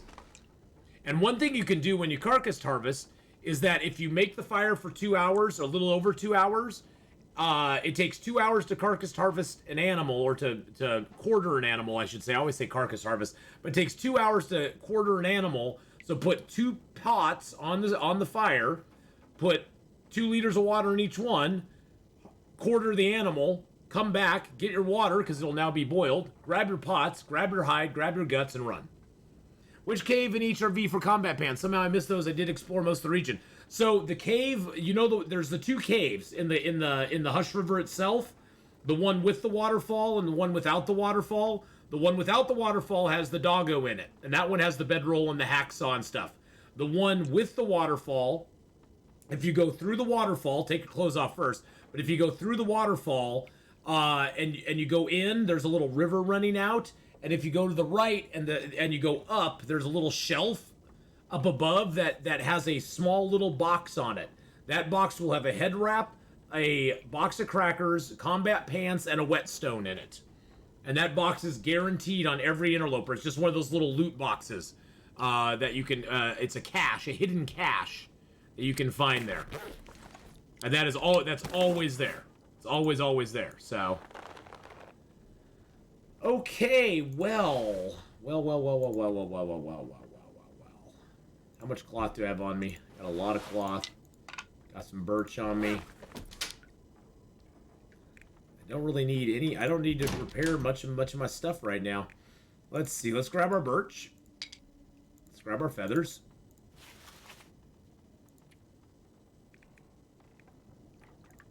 Grab those. Grab that. Oh, to get out of here, we have to be underweight though. That's the only thing. It's the only thing that bothers me is we have to be underweight. I'm gonna grab my matches. I'm not gonna leave the matches here. I did that earlier, just out of pure hubris. Grab my fishing gear. Grab my birch bark tees. I'm gonna leave some of the cloth here. Do I have cloth in here? Yeah, I have cloth in here. Leave some of the cloth here. I have more cloth back there. I don't need the second pry bar because I already have a pry bar on me. Although at this point the pry bar, where is Will's next adventure? We're gonna go to Pleasant Valley. We're going to Pleasant Valley, my friends. Pleasant Valley is our next adventure, our next exciting thing we're gonna go do. I'm just deciding what I don't want to take with me because I've kind of loaded up on a lot of stuff. Although I am at good carry weight right now still. I am a good carry weight still. I just don't have much water on me, but that's okay. We got water scattered all over the place. But yeah, Pleasant Valley. That is where I want to head to. Guess I can drop most of my sticks. Okay, we got our lantern full, right? Our lantern's all... Well, our lantern's not completely full. Let's grab that, fill the lantern up real quick. I wonder if the key has ever respawned near the farmhouse. I was gonna go check down there. I was gonna go down there since we spent a bunch of time away from there. I was gonna go check it actually, BK. Because I figure if I'm gonna go out, I might as well go out through the the Milton Basin into Forlorn Muskeg. That way I only have one rope, well, 2 ropes to climb, but one rope area down, and then it's just a walk. It's just a walk out, basically. I guess I could repair up my bearskin bedroll and my bearskin coat. Since my bearskin coat is at 90%, I can repair that using my fishing tackle. Yep, time for the secret tree. Hoo-ha-ha! Are you boys and girls ready? Are you ready for secret tree? I know, I'm ready for secret tree. Hoo-ha! I figured I might as well repair those up to 100%. I'm gonna need to rest soon. I know you will, buddy. We're just trying to get nice and tired. Oh, I guess I should grab a little bit of water and a little bit of food. If I had all this stuff in the house, I'd stay there a few days and putter about. Oh, totally. If this was real life, Mrs. Honeypot, I would never leave. I'd be like, I got everything I need. I got food, I got water, I got fuel, I got stuff to make repairs. What incentive do I look at that, I already got water made. Like, what incentive do I have to go anywhere? I got hides curing everywhere. I got 3 moose hides here. 3 moose hides. Yeah, what incentive do I have to leave? I'm just gonna repair till I can't repair anymore, until it gets like dark. There we go. Might as well do that. We at this point we have mending 5, so we have a 100% chance of repair. So it's not like any of these will fail, other than it will get dark eventually, and we won't be able to repair anymore, which will probably happen in about 2 seconds. Oh, we got done with that. Nice. Let's drink, sleep. Tomorrow we go and we check out and see if our key has respawned. I seriously doubt it has, but you know what? It'd be awesome if it did. It would be awesome if our key actually respawned. I actually would be super, super thrilled if it had.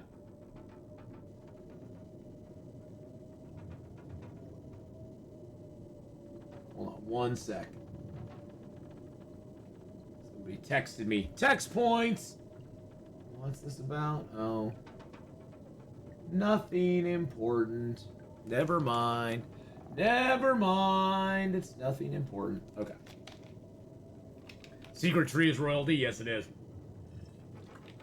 If you've never seen Secret Tree, hang out for a few more minutes and we will go visit the Secret Tree and I'll show you the secret of the tree.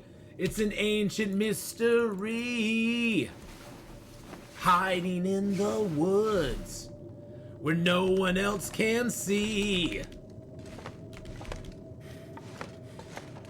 You told Hinterland about Secret Tree? Hoo-ha-ha.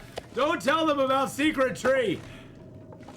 Where did I get the awesome long dart cap? That was actually Faces. That was actually made by one of my viewers, Lynette, who happens to own Gate City Yarns.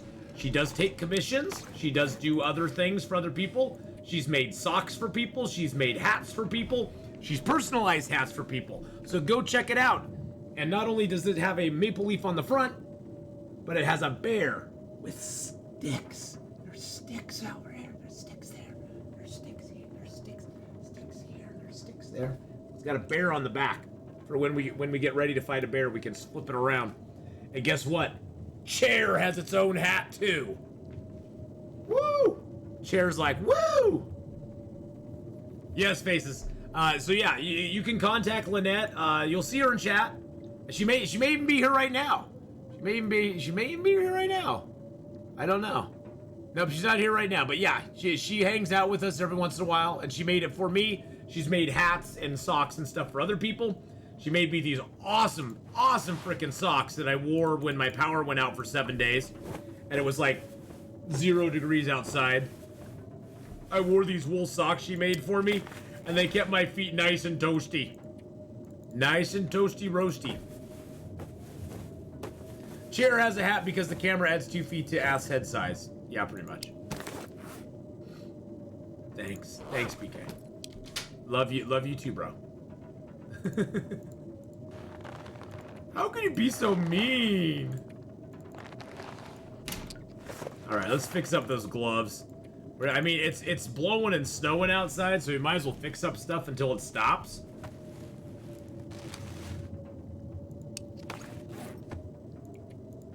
Yeah, the chair has one because when she initially made me my hat, I gave her the wrong measurements and she made it too big. It wasn't her fault, it was my fault. It wasn't on her, that was on me. Okay, let's drink some water. Actually, let's grab 1 more liter of water. Gonna go watch Hook with the Hubby. Oh, nice! That's a great movie. That's the one with Robin Williams, isn't it? Is that the one with Robin Williams? Or am I thinking of the wrong movie? I think that's the one with Robin Williams.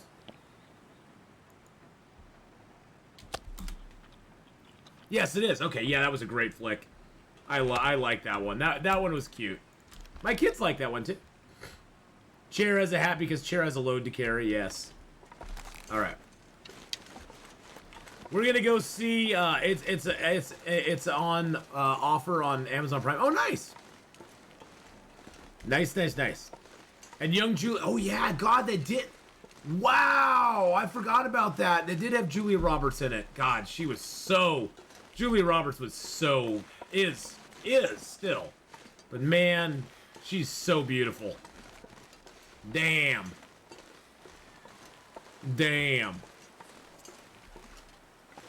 Julia Roberts, especially in Pretty Woman. Holy moly macaroni. And her personality's so bubbly. I know. Well, that's part of what makes her so gorgeous, Annalise. She's like whole package. She's beautiful. She's funny and bubbly, and she just seems like a really, really nice person. She was kind of purdy. Yeah, she was kind of purdy.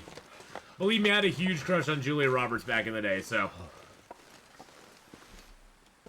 As I think a lot of people did. Just like a lot of gals had huge crushes on Richard Gere, so.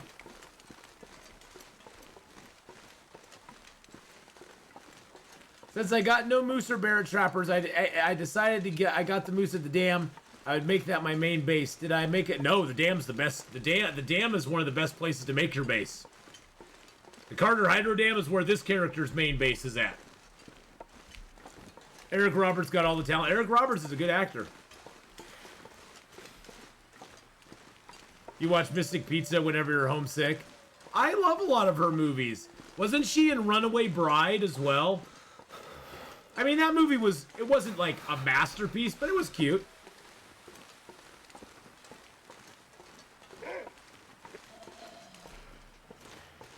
Really, dude?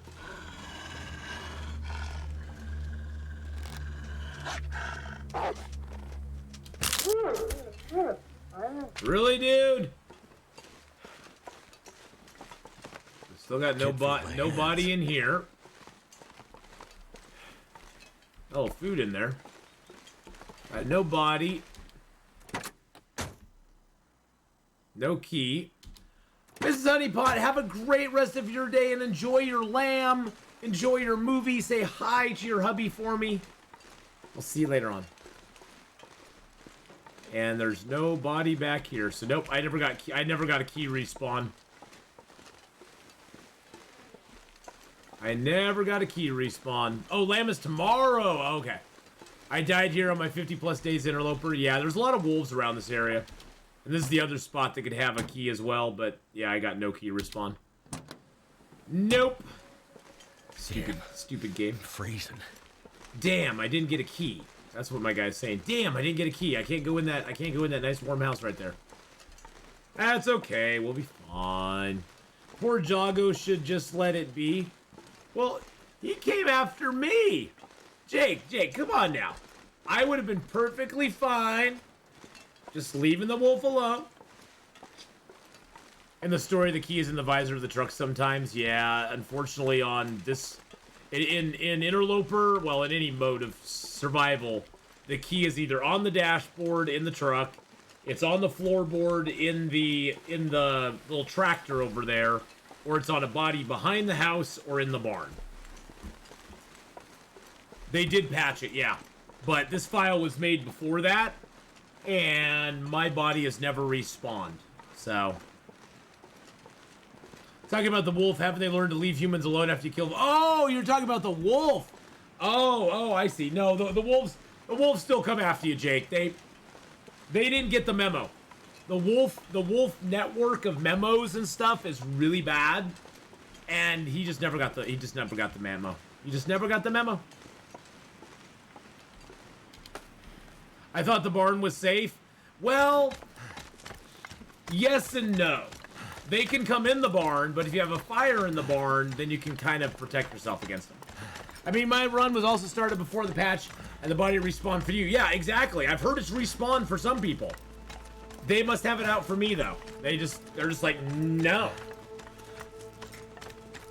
No key for Atheenon. I don't need the farmhouse anyway. That's what I'm just gonna tell myself. I have secret tree. I do not need the farmhouse.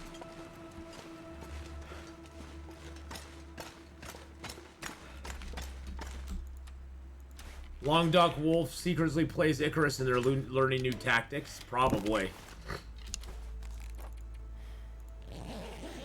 They probably are. Jonas is gifting a tier 1 sub to the community. Gray's mom just got a gifted sub. I don't know why it hasn't shown up yet on the alerts, but there it is. There it is. Aw, thank you so much, Jonas, for gifting out your 11th gifted sub in the channel. Jonas gifted a tier 1 sub. Aw, that was very nice of you. Thank you so very much. Is there, I hear there is never anything under car advisors. Yeah, that's true. That's true. I wish there was, but there's not. I can imagine the bug with carcasses disappearing being a factor in this case too. Maybe they resurrected the body with the key, and then it disappeared due to the other bug. Possibly. I don't know. I honestly don't know, Toast with Jam. All I know is I never got my key, and honestly, I just don't care. I don't need the stinking farmhouse with its stinking 6-burner stove. What would I do with a 6-burner stove anyway? Come on. That's 5 more burners than I need. 5 more burners than I need.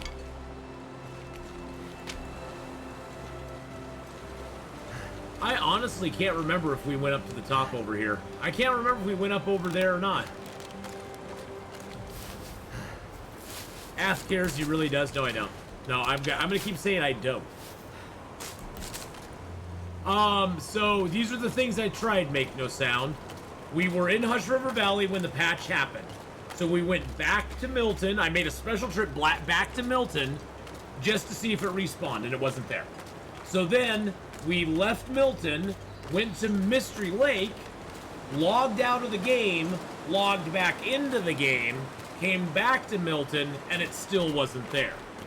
Then we went to Hush River Valley again, and we just came back and checked the 3rd time, and it's still not there. And this is our 3rd time we checked, and it's after several days.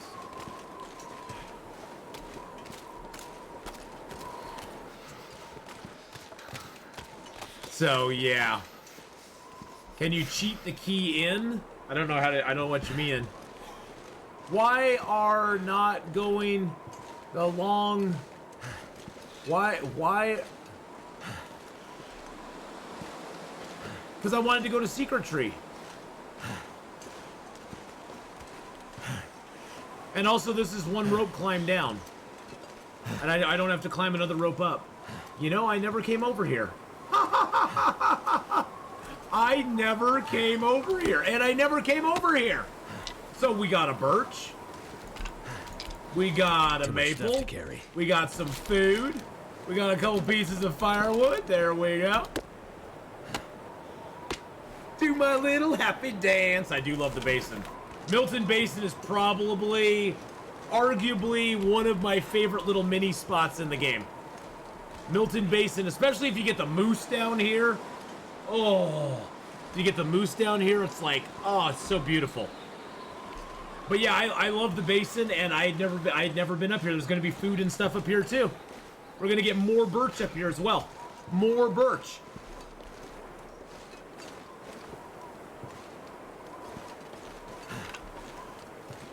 Some people have all the luck, Make No Sound. I just didn't get mine back. It's fine. There'll be more food over here. There's more wood over here. I could use Look at that. Look at all this stuff. Oh, the Rocky Refuge. It's so nice. Okay, let's get out of here.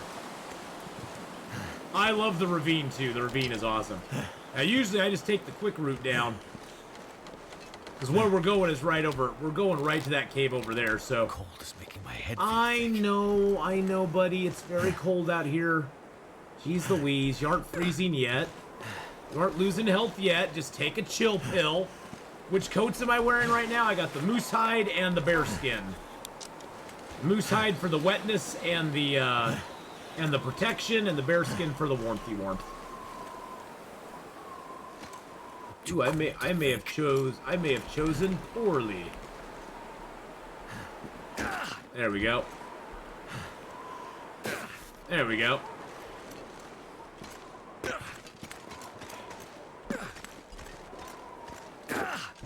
There we go. Perfect. Will is freezing his eggies off. I'm so sorry. I'm not at my house right now. I'm on my phone, so my typing is horrific. That's okay. Don't worry about it.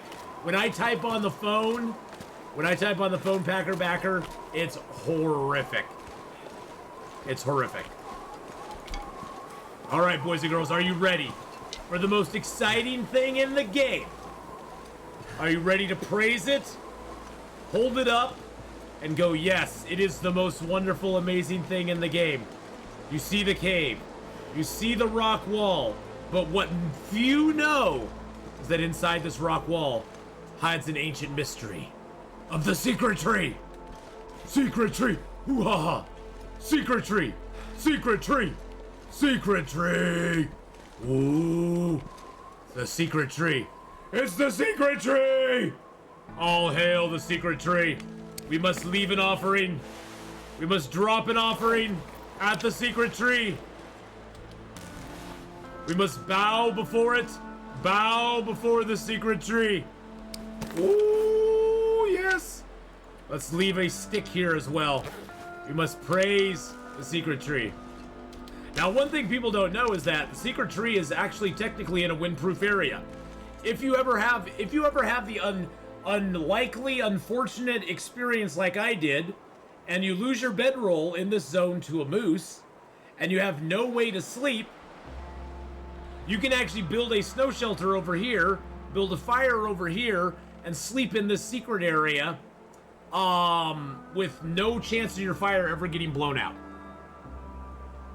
So if you ever have the unfortunate experience that I had, where the moose stomped my face and didn't do much damage but wrecked my bedroll, then you too can sleep there.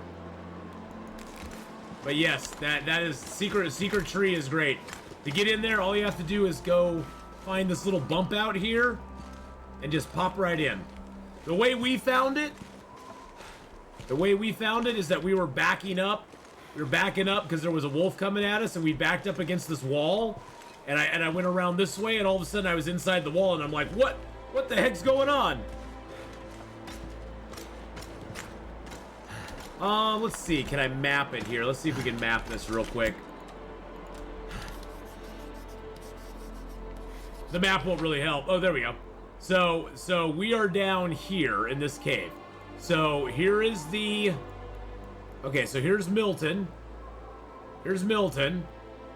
That's the park area. Why did it map down here for some reason? That's weird. Oh, there's the Rocky Refuge. That's the way up. Okay. So we came down. Here's the town of Milton. Here's where the farmhouse is. We scaled down here. Came down through, we went down the two ropes, came into the basin, and we came down here. There's Rocky Refuge, which is right outside, and then this is the cave that we're in. And then Forlorn Muskeg is down over here. Did the wolf follow you in there? No, he did not. The wolf can't get through it, I don't believe. I don't believe he can, if I remember correctly. I think the wolf is stymied by that, but I may be incorrect, so...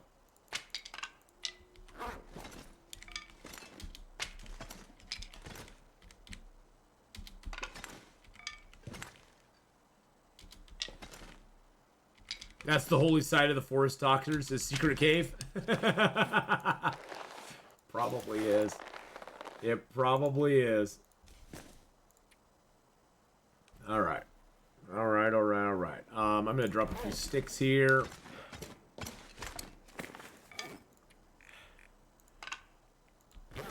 I got so much freaking fuel. That's the nice thing. Coming back to caves and finding water, fuel, is never, ever a bad thing. That's what you want to do. That's what I want to do. You don't have to do it. That's what I try to do, is always stockpile my caves with fuel and with water and food. Because then I can always come back. I can pick up my food. I can do my stuff and things. Night is coming. Ooh. Ooh. Ooh.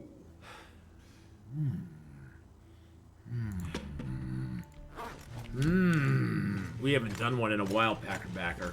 You want to, Packerbacker? You think we should? You think we should? I probably need to find some more cedar, though, to cut down. Of course, now that I'm coming out here, there won't be any until I turn around and go the other way. There's a wolf out on the lake, so we need to take him down first.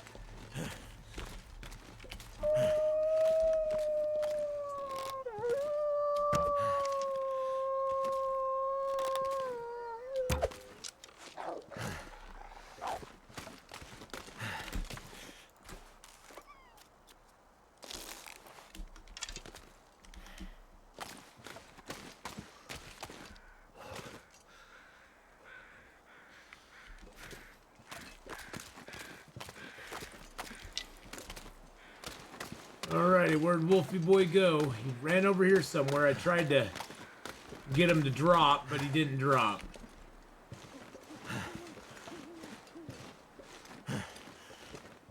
You're getting Aurora vibes? It could very well be. My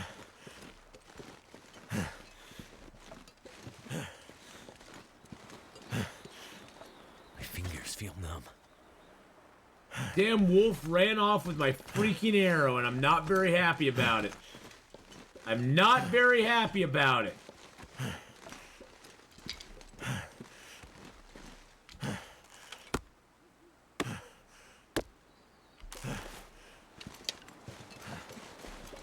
No, looks like a normal night. Looks like it'll be a normal night. Report him to his manager, I know. I'd like to speak to your wolf manager, please. Somebody stole my arrow and took it and ran away. I'm not very happy about it. And I want some satisfaction. Want some satisfaction, please. Could I talk to the manager for just a brief moment? Goddamn freezing. I'd be polite about it. Be polite about it. I thought you had 24 arrows in your quiver. I have more.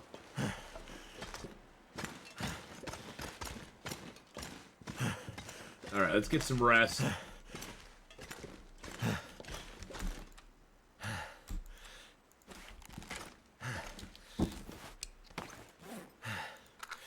Oh, I do have 47. I have 69 matches on me. Like, why does it always say I have 22 matches? I thought I had more. He's deflecting my trolling. What a pro. No, I'm not deflecting. I'm not deflecting nothing.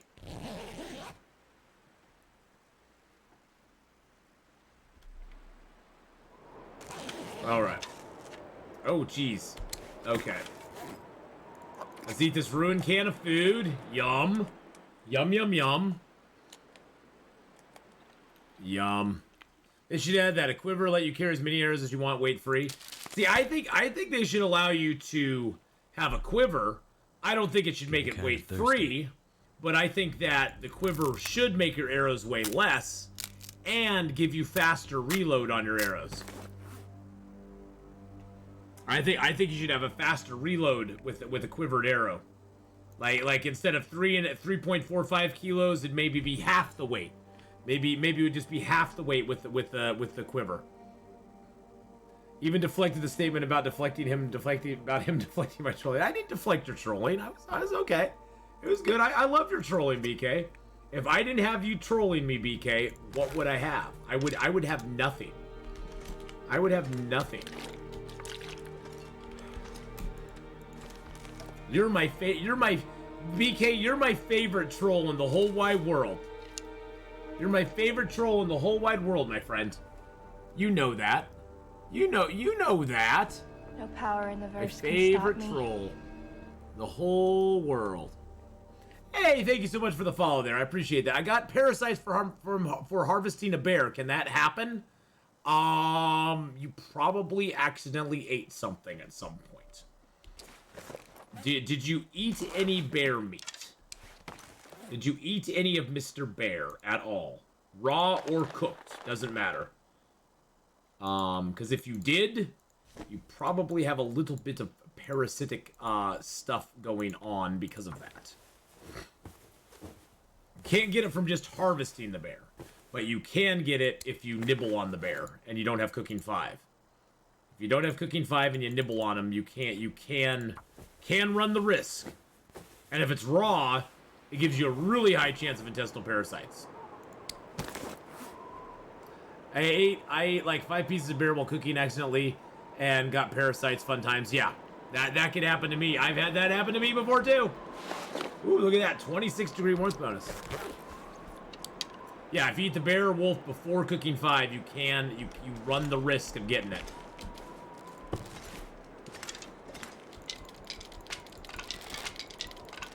What day are we on? We're on day 338. 336 days survived. You know what time it is, boys and girls? You know what time it is.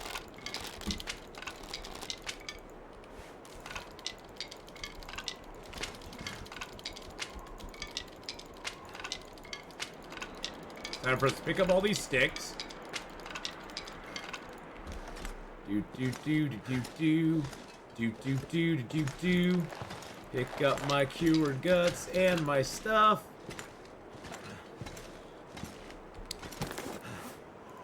Yes, 84 sticks. That'll make a nice little hair there for him.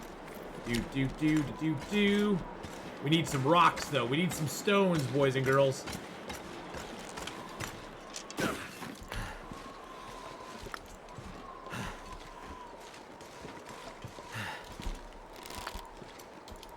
And I need to go track down that wolf I shot, too. Little bugger. Did they lower the protection of the moose hide? Yes, they did. I noticed that with the latest update. It used to be 25, and now it's 20. I think they did that because of the ballistic vest. Because and they also lowered the protection on the crampons. The crampons used to be 10, and now the crampons are 3.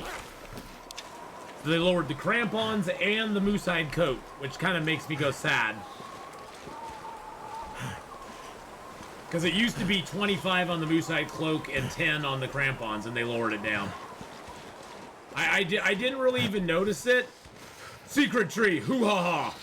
I must take the gift I left you. I'm sorry, I need that. Right out the wall. So yeah, I didn't really notice it until I was just looking at my stats one day, and I was like, why do I only have 47% protection? Why do I have 46? Why do I have less protection now than I did before?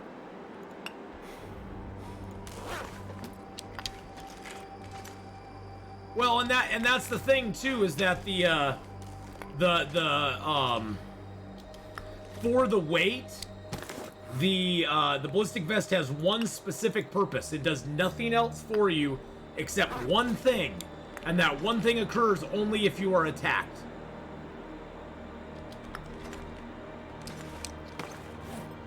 Which is like, okay, well then I'll not be attacked, I guess?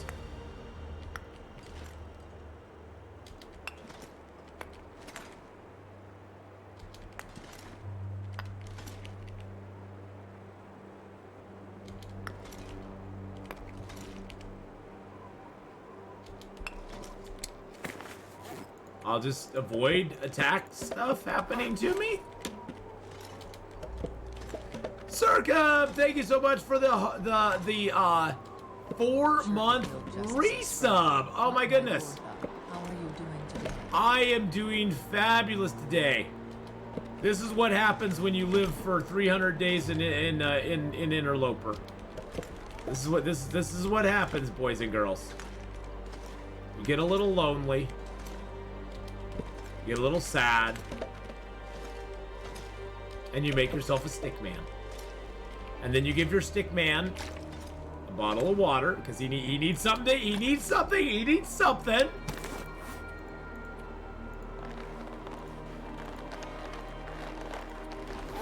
You also drop him a little gut that he can sling around. Hey, buddy, how's it going? Oh, how you doing? we will name you George, because you're my friend. You're my friend. I will name you George. I will love you and squeeze you and pat your furry head. And yes, we'll be besties forever. Okay? You guard the cave. Now, George, I have an important task for you. Okay, this important task. You must listen. You must listen now. You are the protector now of Secret Cave. I am entrusting the secrets of Secret Cave and Secret Tree up to you, okay? I know, you're all happy. I just made you. You're all happy. Life is good. Things are... Yeah, I just broke your leg to reset it there. Sorry about that. Life is good. You got things. You got water and stuff. And, you know, but you got to keep Secret Tree. Secret Tree's over here. You got to keep Secret Tree safe. It's like we're in Lord of the Rings, and I'm Gandalf, and I'm telling you, keep it secret. Keep it safe. Keep it secret, keep it safe. When I have parasites, I can eat predator meat without worrying. You can eat whatever you, yes. You can eat, that is the one upside. So here's the upside of getting intestinal parasites.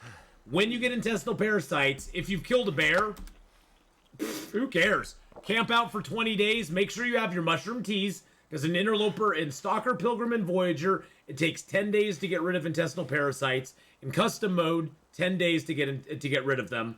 In interloper, pure interloper, it takes 20 days to get rid of intestinal parasites. And you must have 20 doses of either Reshi tea or antibiotic pills. And so there you go. If you have 20 doses of it, just hole up with the bear meat and go, hey, you know what? I'm good to go. And if you don't have 20 doses, go find yourself some mushrooms, harvest them up, and make them into teas. Are there any guaranteed bedroll spawns in Interloper? Actually, funny that you should ask that. There are, yes. There's the loot tables right there. Yes. There's quite a few. My favorite one is you can still get food poisoning if it's low condition or raw. Yeah, oh yeah. It works just like normal food at that point, BK. If it's low condition, you can still get food poisoning. If it's raw, you can still get food poisoning as well. So yes, the food poisoning thing it works just like any other food at that point once you have intestinal parasites. So yes, that is true. So yes, go check out the loot tables there if you want to. The best, so Arxline, the best guaranteed bedroll I can give you the information about, and this holds true on any interloper file you ever play, is go to Mystery Lake. You have a 50-50 shot of finding the bedroll in the camp office itself. If the bedroll is not in the camp office, you're going to get a mag lens in the camp office instead, and your bedroll is either going to be in one of two places at that point. It's either going to be in the, at the Allen's Cave, in the hunting blind, on the way to the Carter Hydro Dam, or it's going to be in Winding River in the cave. So it's going to be one of those two spots, if it's not in the camp office. So that's your best bet. If you are wanting a guaranteed bedroll in Interloper, head to Mystery Lake, and you'll get it. All right, let's go. Bye-bye. Bye-bye. Protect Secret Tree for us, okay? Protect the Secret Tree. Secret Tree. Never forget. Never forget Secret Tree. All right, George. I'll see you later. We'll come back someday and visit George. Now we need to go find our arrow if we can. He's running off this way, so I'm gonna head over there. Is that him? No, that's deer.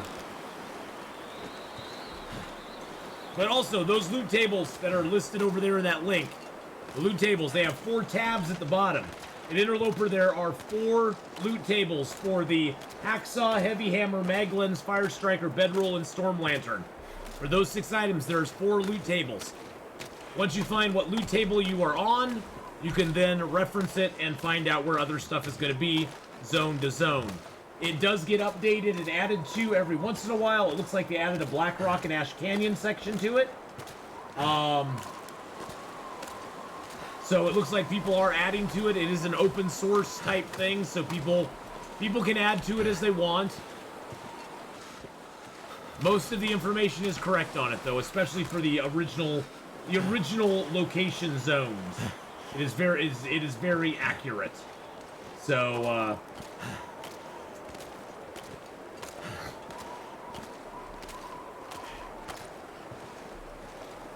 Can't feel my feet. I'm not seeing the wolf over here. Oh yeah, no problem, Arcsline. The main thing, so basically the way I break down Interloper, Arcsline, is into segments. In Interloper, your first most pressing goal is to get your matches, because you don't have any. You spawn an Interloper with a can and a few pieces of clothing, and you need to get your matches and gather some firewood as you go. But you need to head to wherever your guaranteed matches are. Every zone that you start in has a guaranteed match spawn in it. And so depending on what zone you start in, you have different places you need to go to get those guaranteed matches. I don't see that wolf anywhere. I think I lost an arrow, boys and girls. Makes me sad. Makes me sad, man. So, say you start in Pleasant Valley. You want to make a beeline to the farmhouse. You're going to get guaranteed matches in the basement of the farmhouse. You start in Ash Canyon. You want to make your way to the Angler's Den. You'll find one or probably two boxes in the Angler's Den of matches. And then you can decide what you want to do from there. Desolation Point. You want to go to the Hibernia Processing Center. It's a little more complicated in Hibernia because the matches move between 3 spots. When you enter Hibernia from the stairs, the matches will either be off to the left on the shelf by the lockers, or they'll be in the office to the right on the desk, or if they're in neither of those spots, you have to go through the door, and there's a big long counter on your right-hand side, and they'll be all the way at the very end. And that's the trickiest spawn, because they blend in really well into the counter.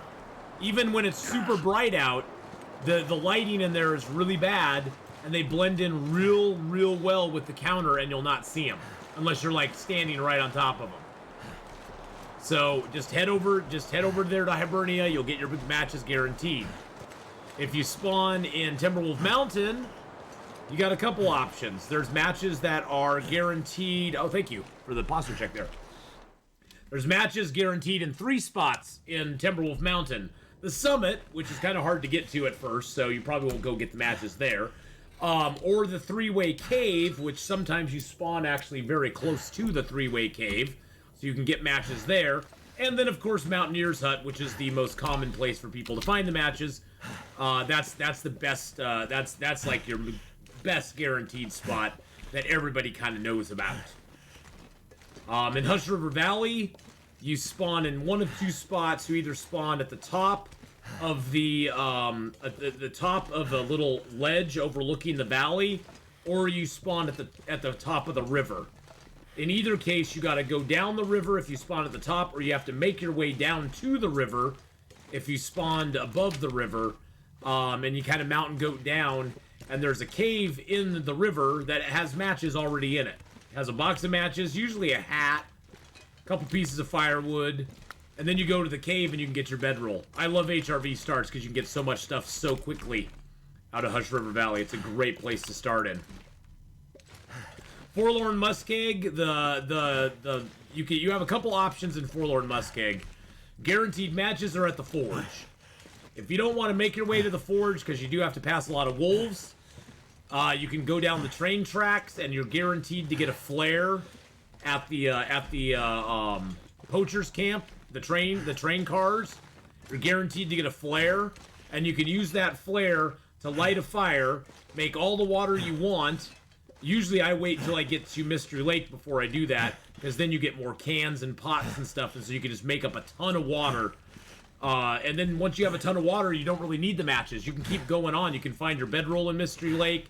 Mystery Lake technically has no guaranteed matches in it, but there are guaranteed matches in the valley between Mystery Lake and Mountain Town. If you go to Trapper's Cabin and you go through that cave to get into Mountain Town, and then you have to climb down the rope, and then there's a little cave that you can go into before you climb up the rope into the actual Milton. There's guaranteed matches in that cave. So that's a good place to go for those guaranteed matches if you're in the Mystery Lake region and you need them. Coastal Highway, there's guaranteed matches in the Overlook, in the Forestry Lookout Center. There's guaranteed matches in there. Those aren't interloper spawn spots. In Blackrock, there's like the Bricklayer's Retreat or something, I believe, that has guaranteed matches in it. I've not really, and I think there's a truck that has guaranteed matches. I've not really done Blackrock starts very often, so I'm not entirely sure where those are at yet. Those are kind of still a mystery to me as well, because I'm kind of scared, Blackrock, to be honest. To be honest, it kind of scares me. Whoop! Kind of scares me a little bit.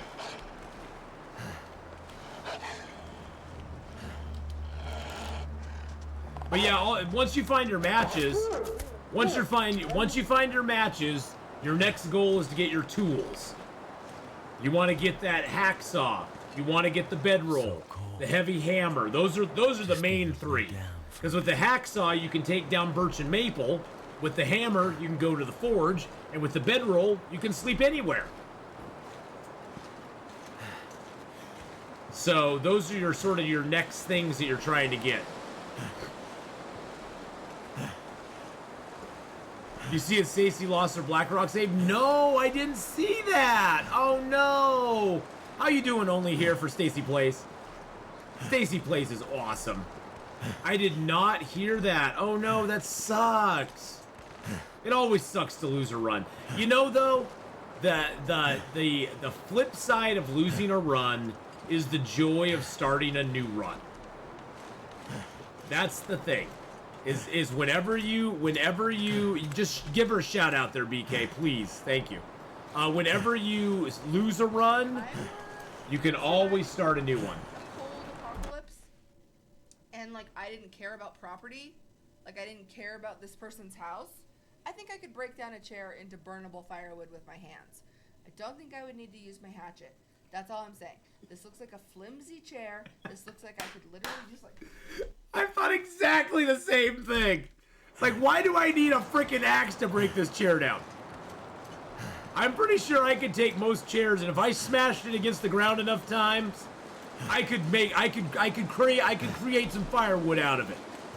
It's not going to be easy, but I'm pretty sure I could take any chair I have in my house, and I could throw it against it. Now a couch I can understand, but a chair I could pretty much just like take that and just throw it against the ground and break it. I'm pretty sure I could do that. Pretty sure I could manage. Show that to Hinterland? I know. Hinterlands needs to see that. What time of day is it? Oh god, it's still early.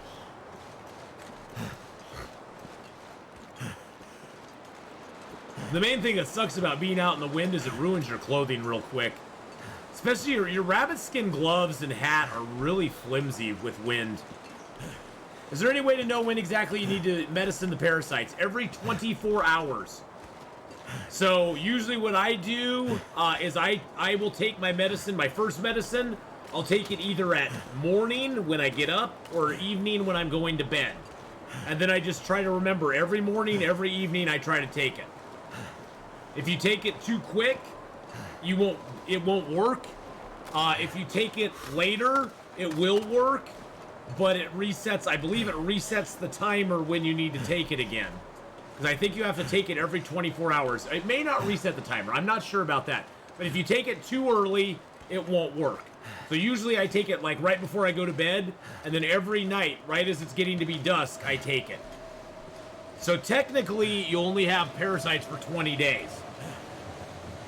In reality, you'll probably miss a dose. You'll probably forget about a dose. You'll probably have intestinal parasites for 23 to 25 days.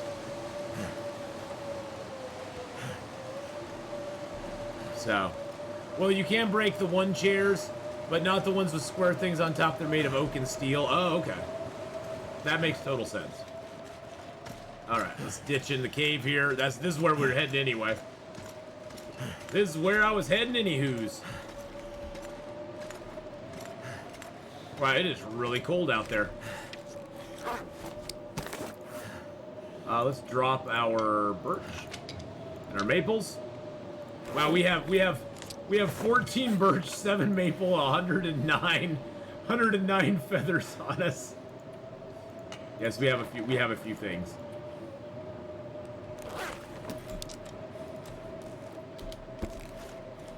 Yeah, just put the whole chair on the fire. That would work for me. That would work for me. What's the key to having fun in a long, dark save? You know, for me, it's just making your own adventure. You have to figure out stuff you want to do and travel from zone to zone. You just have to be like, what do I feel like doing today? You know, we were in Hush River Valley. We did a little loop around Hush River Valley. Had some fun there. Picked up a few things of loot that we had left behind. And then I'm like, you know what? I haven't spent a lot of time in Pleasant Valley, so guess where we're going? We're marching towards Pleasant Valley now. That's what we're doing. And always try to pick a place to go that's not right next to where you are. That way you can have some adventure along the way. You never know. Maybe you'll run into a bear. Maybe you'll run into a wolf or two. Or maybe you'll run into a moose. And that can radically change what you're doing. Have a short range goal in mind and have a long range goal in mind. I mean, my long range goal is to live 1,000 days on this guy. Right now we're at day 336, so we're a third of the way through. So my long range goal is live 1,000 days. My short range goal is let's get to Pleasant Valley, explore some of Pleasant Valley. Maybe we could even map up some of Pleasant Valley. We got Mystery Lake pretty well mapped up. We mapped a little bit of Pleasant Valley so far, but there's a lot of areas out here that we have not mapped. This does not take into account a lot of stuff around here. There's a lot of stuff over here. There's stuff over here. There's the entrance to Blackrock over there. There's Three Strikes Farmstead. And then over here is the crossroads and the entrance into this map goes out all the way over to here. This is just from the Polaroid that we found. Is Pleasant Valley pleasant yet? Oh, it's still unpleasant. It's still very unpleasant. Very, very unpleasant. It will never, ever be truly pleasant. Okay, do I have anything to break down? I'll keep the charcoal on me. We'll do a little mapping. Wow.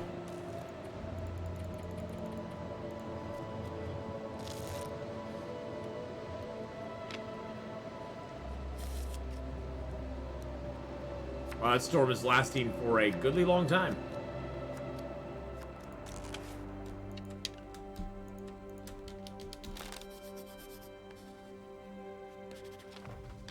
There we go. See, we got a little area here. If I don't rest soon, I'm gonna... I know. Jeez Louise, you big baby. Let's see. So what Polaroids do we have?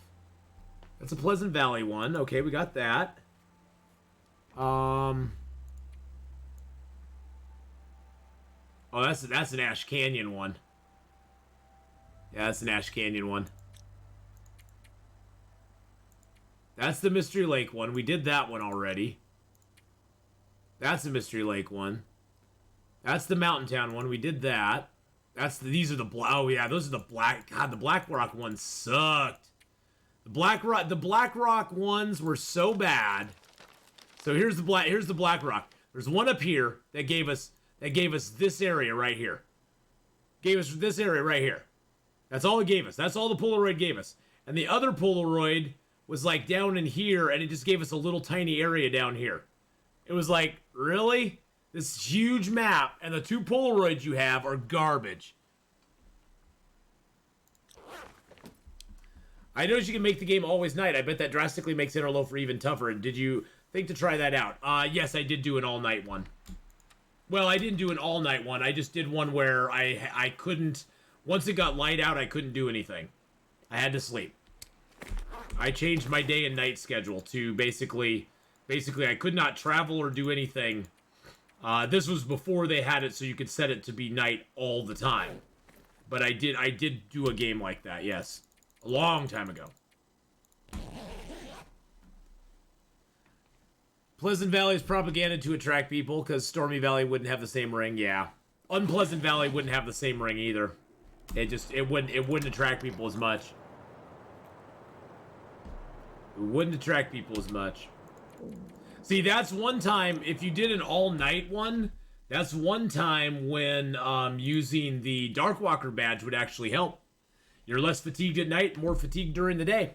So that's where the Darkwalker badge, if you're doing a complete night run, that would probably be a great badge to utilize.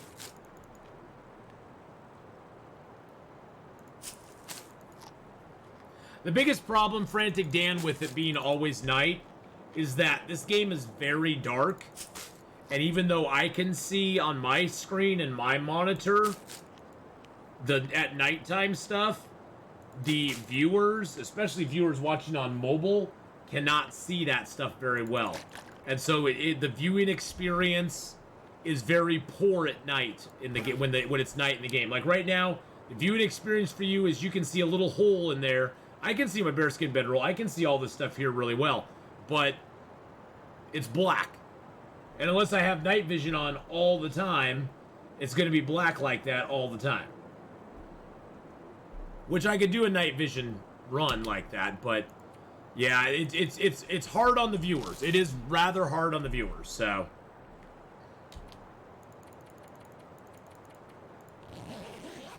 Sleep it off, baby. All right, back to Mystery Lake. Mystery Lake, ho!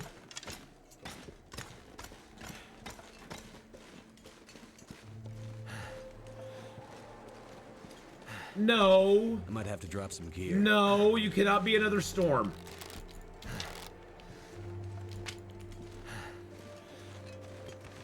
Turn brightness up. Well, that's what night vision does. If I did, I don't like to play with the brightness up though because it kind of ruins the immersion. For me, it ruins the immersion. That's why I have night vision, so you guys can see more brightly. The night vision is the way I turn brightness up. But yeah, if I turn brightness up in the actual game, that would not only make it bright for you guys, but it would make bright for me.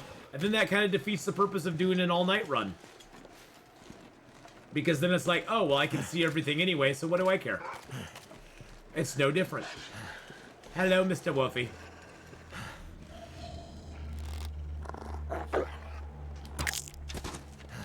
Squishy arrow. So that would kind of ruin it for me, Frantic. That would kind of ruin it for me, because then it'd be all bright, and I'd be like, eh, crap, I don't want to do that.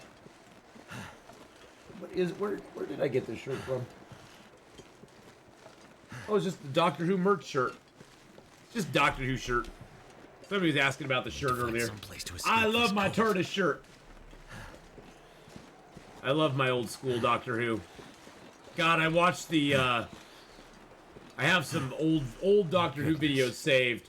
The third season and fourth season trailers with Dawn and Noble. Oh my god. They're just classics. Oh. Oh. Die if I don't warm up soon. I almost got a heart attack since my cat opened the door, just opened the door herself. You're like, what is going on? Yeah, good God. The David Tennant, Dawn and Noble years. Ugh. There'll never be a Doctor Who like that ever again. Never be like it again. Makes me sad. Can you believe that was almost a decade ago? Almost a decade ago that a decade ago that David Tennant was Doctor Who. That is crazy. That is crazy. 10 years. God, I feel old. Good Lord, I feel old.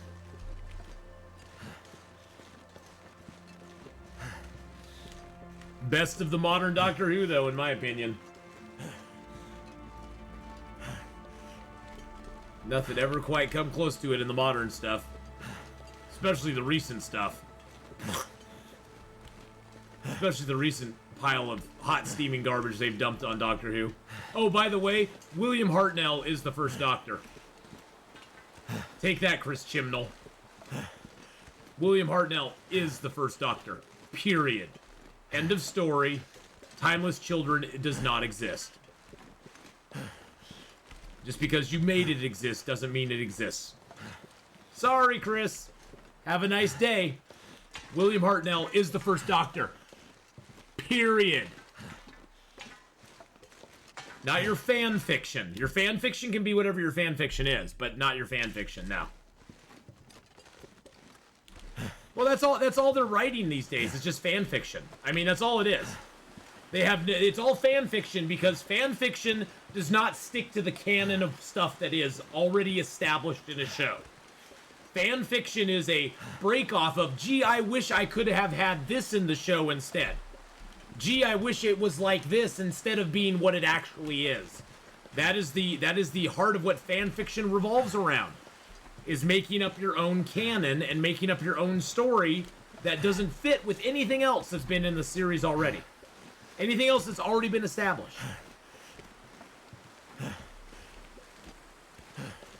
But, you know, that's what modern entertainment does to most things these days. Which is kind of sad. Kind of sad.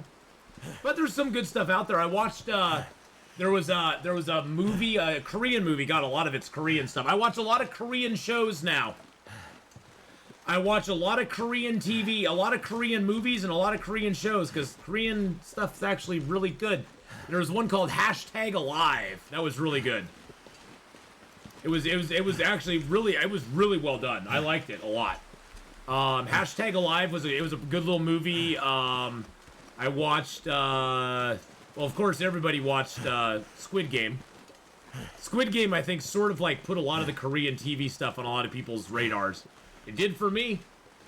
I started looking around going, damn, that was good. I gotta find more stuff like that. We All Are Dead. I was watching that. That's pretty good.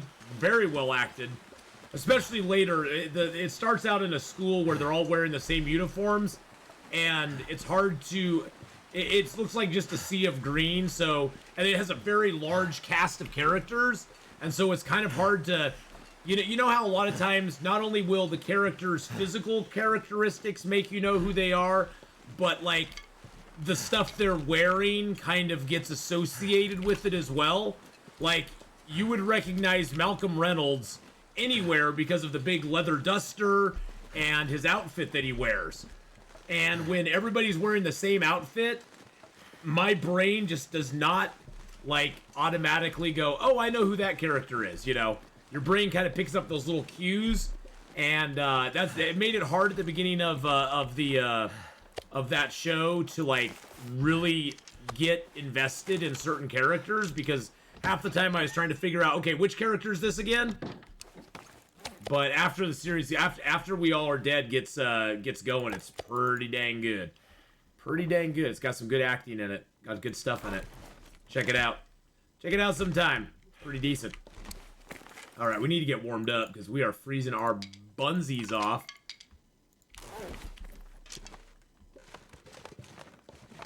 I do love this place. This place is a great place to come and just hang out for a little bit. Did I read all of these? I did not read that one. I did not read that one. I guess I could take those back to the Carter Hydro Dam with me. Let's read a book for an hour. Drink some water.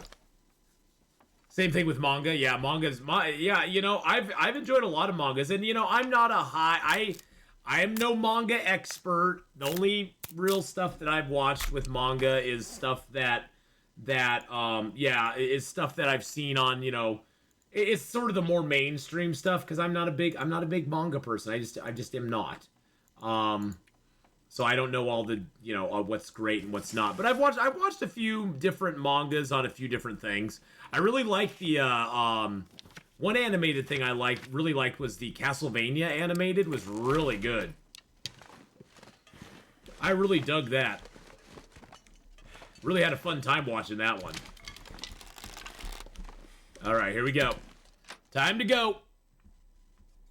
I don't even know if we'll make it to Pleasant Valley. There's a lot of good stuff out there, though.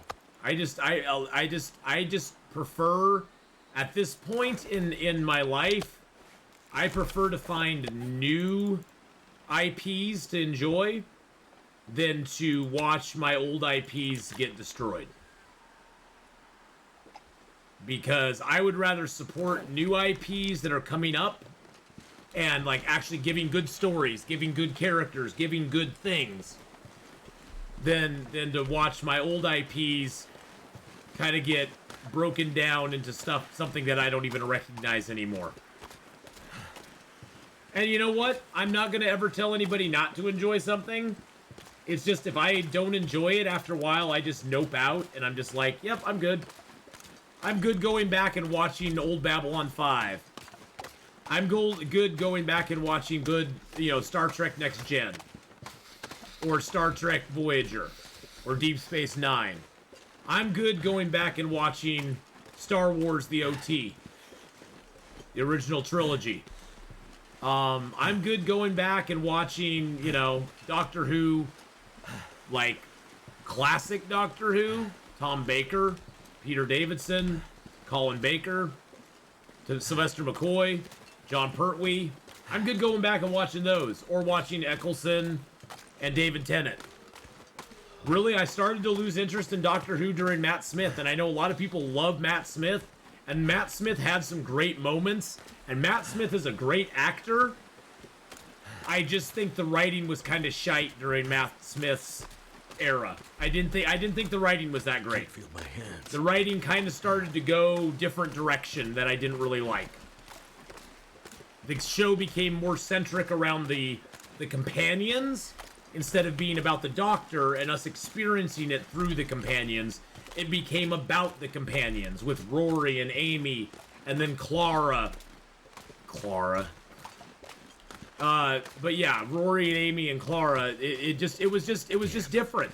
It wasn't the Doctor and his companion. It was the Doctor's companions and the Doctor's in it too. And for me, I just kind of lost interest. I didn't watch it for that. I watched it to see the Doctor. I watched it, when the companions became the key to everything. I kind of was like, okay, okay, the companion's gonna be the key to everything, again and again, and again and again. It started a little bit with Donna Noble, but it wasn't like a big thing. And it started a little bit with Rose. A little bit with Donna Noble. Game of Thrones. I liked Game of Thrones. I liked the first 3 seasons a lot, and then I just kind of lost interest. The next couple seasons were okay. I actually stopped watching Game of Thrones at the end of season. The one where she blew up the tower with the green flame stuff. That's where I stopped watching it. That season annoyed the crap out of me. They were making, what's her name, Arya, or the little assassin girl. They were making her into the coolest thing ever. Although she got shivved, multiple times and survived. It's like, what? How do you get shivved? How do you get shivved multiple times in the gut and survive? Say what? Say what for Big Fudge? The Walking Dead? I got bored after Negan came in. After Negan came into the show, I just kind of got tired with the show. The show became very formulaic at that point. This, by the way, is where you can find a bedroll in here. You can either find it at the camp office or in that little shelter right there. Walking Dead, I really enjoyed the first season. I think the first season was beyond anything the best out of them. The second season was kind of boring. Here we are at Herschel's farm. The third season picked up a little bit. The whole thing with the governor was kind of interesting. It got a little ridiculous after a while. And then it just seemed that, after that it was like the formula was, okay, we go to this place where we think we're safe. Something goes horribly wrong, we burn it to the ground, we go to the next place where we think we'll be safe. We find out the people are cannibals, we burn it to the ground and move on. We go to this next place where we think it'll be safe. We find out some horrible thing about it, we burn it to the ground and we move on. And the show, as it went on, became less about the zombies and more about the people. And it's like, it's called The Walking Dead. Give me some freaking zombies. I don't care about the people. And neither did they. with the characters that they developed.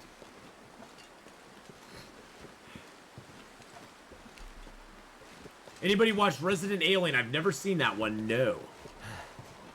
But yeah, I mean, that's the thing, is like a lot of shows, they just...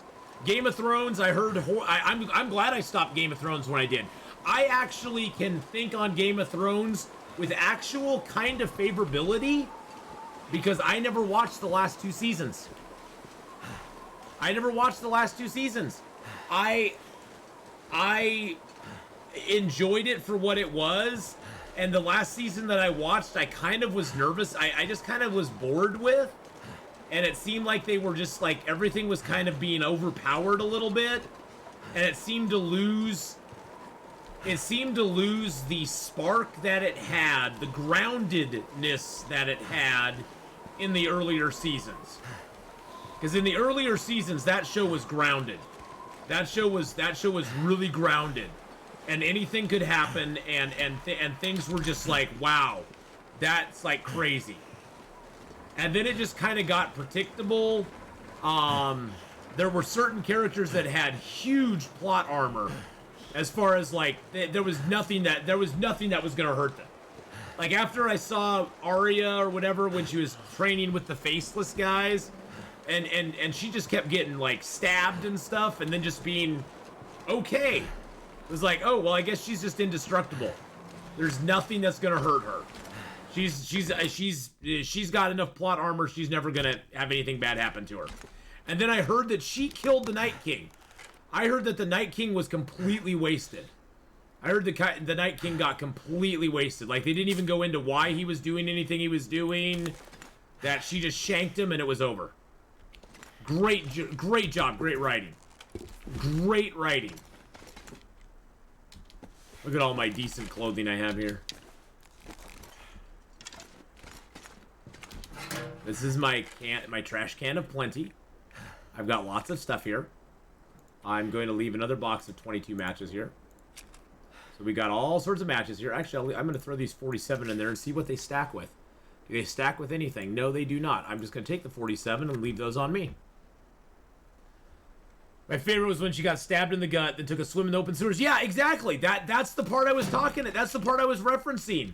Is that she got stabbed in the gut and then took a swim in the sewers. And I honestly think the writers just forgot about it. I think the writers just forgot about it. I think they were like, yeah, don't worry about that. She's gonna be fine. She's gonna be fine. It's there's nothing to worry about. Well, and I think Game of Thrones had a huge problem after they ran out of book material. Because before that, they were leaning heavily on Martin's own works, and they were leaning, whether they deviated from them or not, they were heavily leaning on the works of Martin and the works of, you know, what he had actually written on the page to make their show. They were doing an adaptation, which of course meant there were some differences, but they were doing an adaptation, and when they ran out of that material and all they had was an outline, from what I understand, that's when the show really started to go to crap. What do you think would be the best thing to add to Long Dark? More stuff to craft. I would love more craftable items. I would love to have more pieces of clothing we could craft. I would love to have more options on those pieces of clothing. I think that would be great. I think that would add so much to the game itself, as well as just giving you like craftable options of stuff that you could do. Look at all my cans I've collected. Yay. I think I even have some boom cans in here, but I'd love to see more crafted stuff. Yeah, I see I have boom cans in here that I'll probably never use. And I got all, I did get all, that was one of my goals, is to get every stem from every zone in the game. And I did. I've got every stem from every zone in the game. And I don't think I've had to use one yet either. I'm going to leave a few of these birch bark teas here. So yes, I got lots of stems. Oh yeah, I have so many items. Oh, you want to see so many items make no sound? Okay, that's just that stuff there. Here's my storage area, where I have my backup hatchet and knives. I got 2 of them. I've got my drawer with arrow shafts in it and arrowheads. And I have 235 feathers. Then I go over here. I have a locker with all my furs and hides in it. All my hides and stuff. And then down here I have a complete file cabinet that is full of 50 birch now.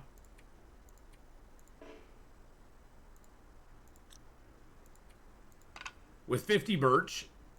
And then down here I have all my guts. And then down here I have 28 maples and another 14 birch. And I can't even fit those all in there. So I got 14 birch on me that I cannot even fit into my filing cabinet. I guess I'll just throw them in here. There we go. So I have 64 birch and 28 maples and hides and guts aplenty. I've got arrow shafts and arrowheads and feathers in here. I've got a whole locker out here that's just dedicated to I have 119.01 teas in here. I have 119 teas in there. I've got cloth and food and cured leather in here. I'm going to grab a little bit of cloth out of here. Just to have it on me. Throw 1 leather in there. The only thing I use leather for is to repair my moosehide satchel, which it barely ever needs repairs. Can't bunker down in the damn fluffy PTSD. Are there Mystery Lake stims? Well, yes and no. I count the ravine. You can get a stim in the ravine, and I count that as the Mystery Lake stim. That for me is the Mystery Lake stim, is the one that you get in the ravine. So let's see, I've got a couple grow wells and that. I've got a bunch of gunpowder, and I got my can openers, flares. I should probably make some more. Fishing line to repair stuff with. Got my boom cans, got all my sewing kits, even got a throwing stone in there. No food or water, no clothing, got all my medicines in there, got all my matches, and oh, I have an extra fire striker on top of an extra fire. Okay, so I got 2 fire strikers. Leave that there too. So I got my 2 fire strikers, got all my matches. Okay, so I'm carrying a fire striker in that. Good. Yeah, it is nice that we have a use for cans now. Oh, in all the times I've been here, I never searched these drawers. Not that there's going to be anything in them. That is hilarious. Did I ever read that? I have not read that book yet. Interesting.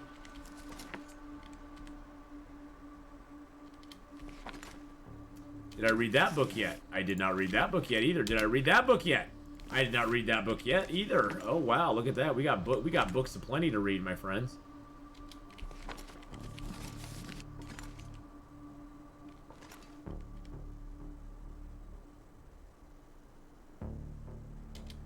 Boom, boom, boom. Actually, I'm gonna leave the advanced gun, because you don't want to read the advanced guns until you've read all of the basic books. These basic 4-hour books, you can only read those until you get to level 4. Once you reach level 4, you can only read the advanced ones. Are there mucklucks on Loper? No. The best thing you can get on Interloper is either the work boots, which will actually repair real quick. I just need to close my eyes. You get work boots, and you can get combat boots. Those are the 2 best that you can get. I'm gonna repair these work boots up. These are my backup boots. Backup boots! But yeah, mucklucks are not in Interloper. Hey, Spooge! How you doing, my friend? How's it going, buddy? Mr. Facington, how is it going today? Oh, shoot. Did I dropped them right in the reclaimed wood.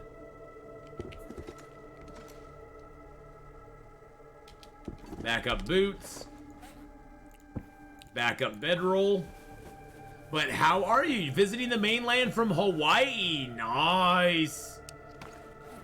Nice. We'll drop that here. It's always nice to have a backup bedroll.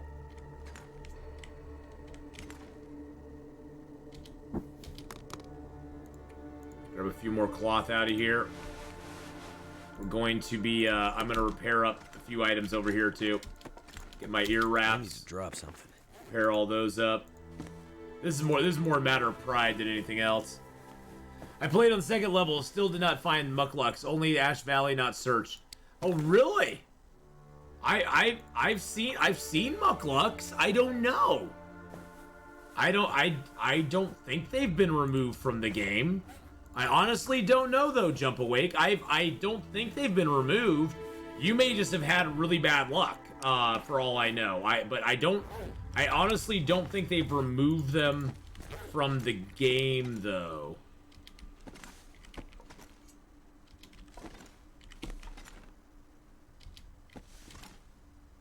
Eventually, we'll forget about these, and we'll come back, and they'll all be ruined someday.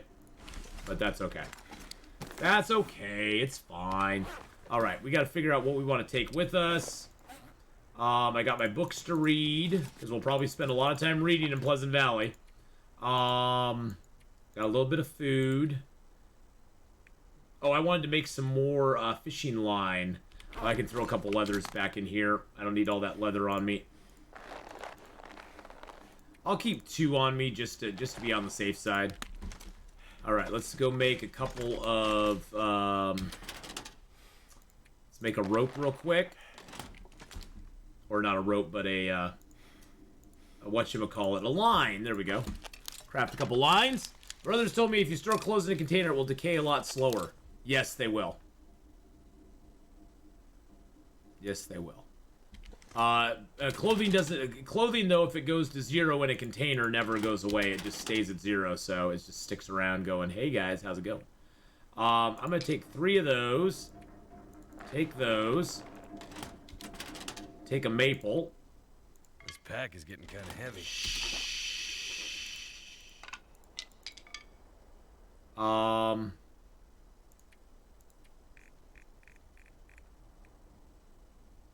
Take about. I'll just take like 30. Let's just take like 36. Take 36 of those. Take our. I don't need the arrowheads because I got plenty of arrows. But what I want to do is I want to make my.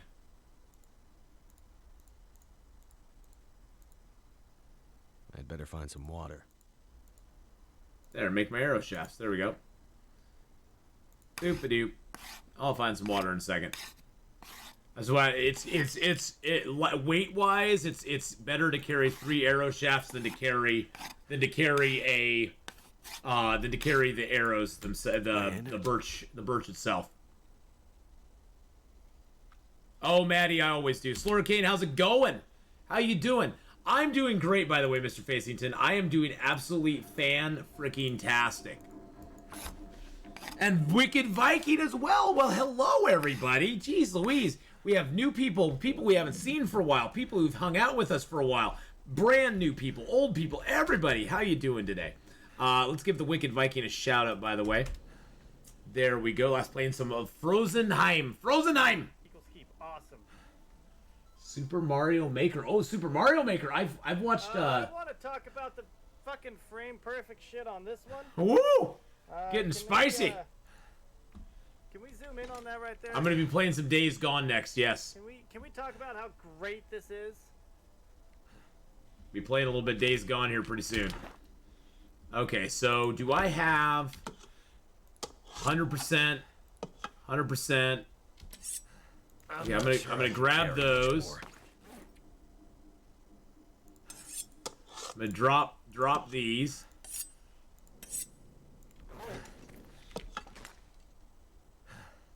But please, go give Wicked Viking a follow, boys and girls. Absolute awesome streamer.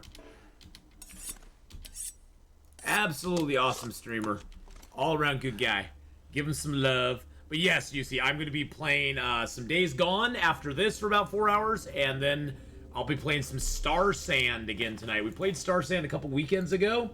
Had a lot of fun with it. They've added some new stuff. They've added crocodiles.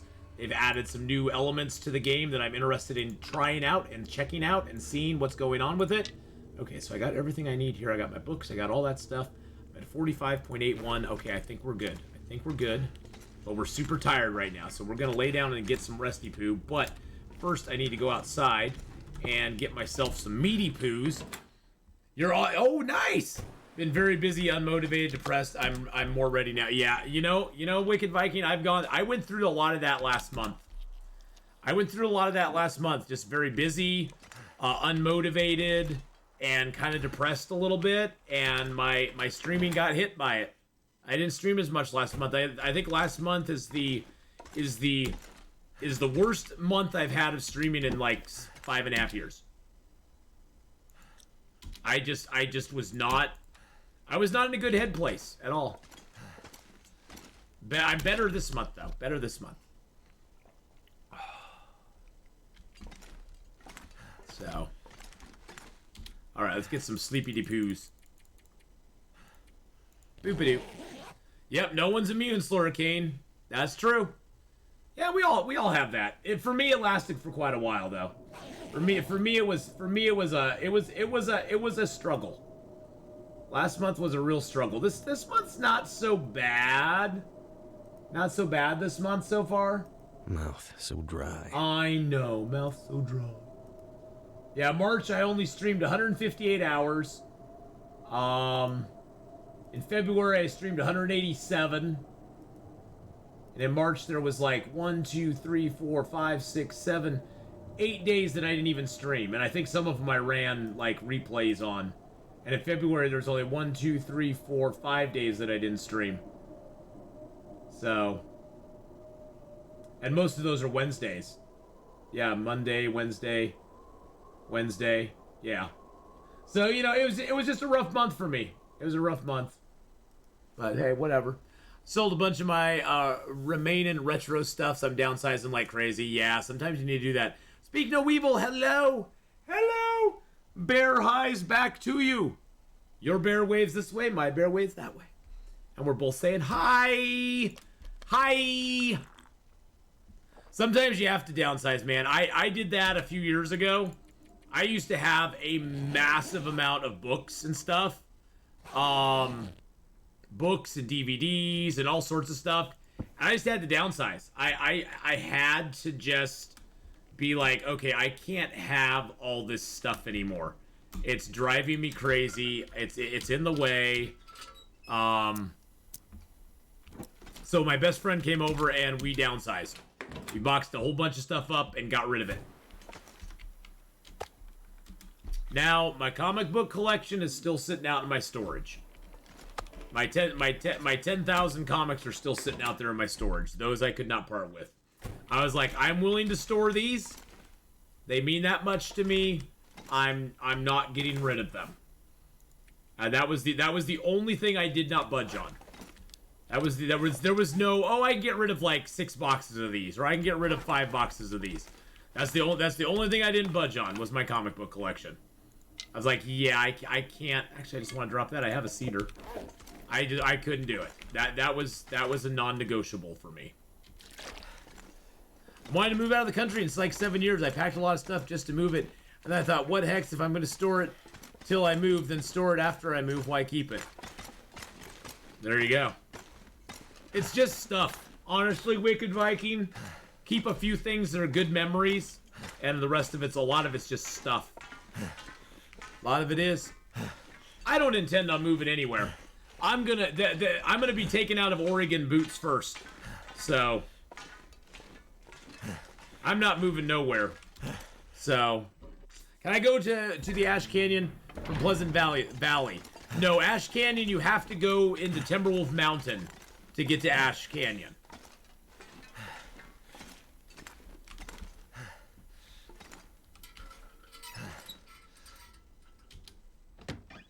When I move, I want to take a week of clothing and that's it. Hey, you know, that'll make your move super easy, won't it? That'll make the move super duper easy. There's usually a few sticks around here. There we go. So, back to the bedroll thing in Interloper. I showed you the 2 spots already in Mystery Lake that you could possibly find a bedroll. One of them, of course, being the camp office. The other one being that little hunting blind there by Allen's Cave on the way to the Carter Hydro Dam. Now, the last spot, if you're wanting to get a Mystery Lake bedroll, because I count Winding River and the ravine as part of Mystery Lake, to be honest. As far as like loots and stuff go. So if you want to get a Mystery Lake bedroll, if you don't find it in either of those spots, come through the dam, come out here, there's a little cave over there in the wall, and it'll be in that cave. And so you're guaranteed to get a bedroll in one of those 3 spots on any interloper file ever. So if you ever like, I don't have a bedroll yet, just get over here. Get over here and get your bedroll. Now, there are other spots along the way you can stop and check. If you're in, there's no bedroll in Timberwolf Mountain, but if you want to if you go into Pleasant Valley, there's 2 spots in Pleasant Valley that could have a bedroll.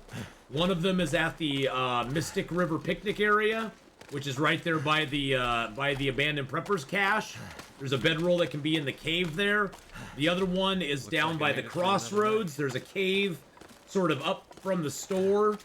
If you're going towards the farmhouse from the crossroads, if you take a left and go out back into the woods, there's a cave that sits up there that could have the bedroll in it as well. So there are 2 possibilities of getting a bedroll in that zone. Now, Desolation Point also has a bedroll. 2 bedroll spawns. One is in Hibernia, up the pipe. If there's a little pipe in Hibernia that you can go up, and there's a bedroll that's under a boat. And then the other spot is in the cave, underneath that broken bridge where the bear spawns by. If you go into the cave back there that has the wolf in it, that can also have a bedroll spawn in it. So you got a 50-50 shot if you spawn in Desolation Point of getting a bedroll.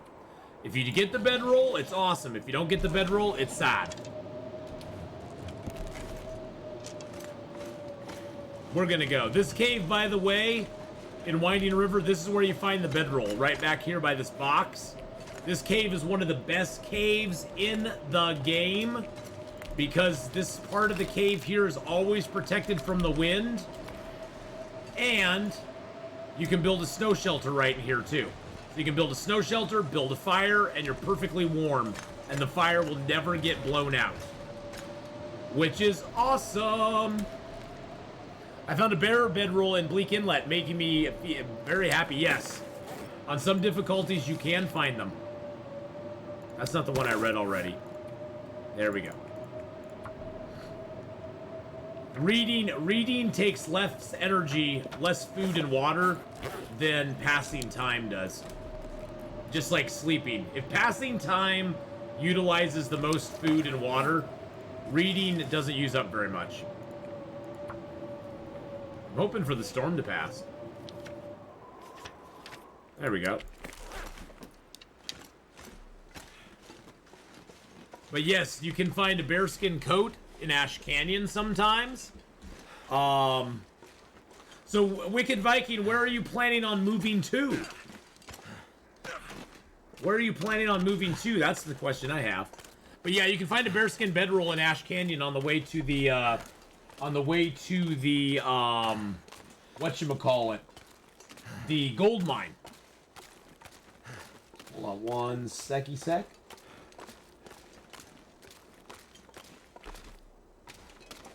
Text points.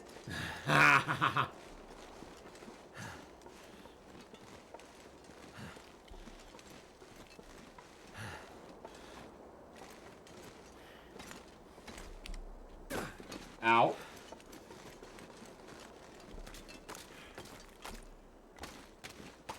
Ugh.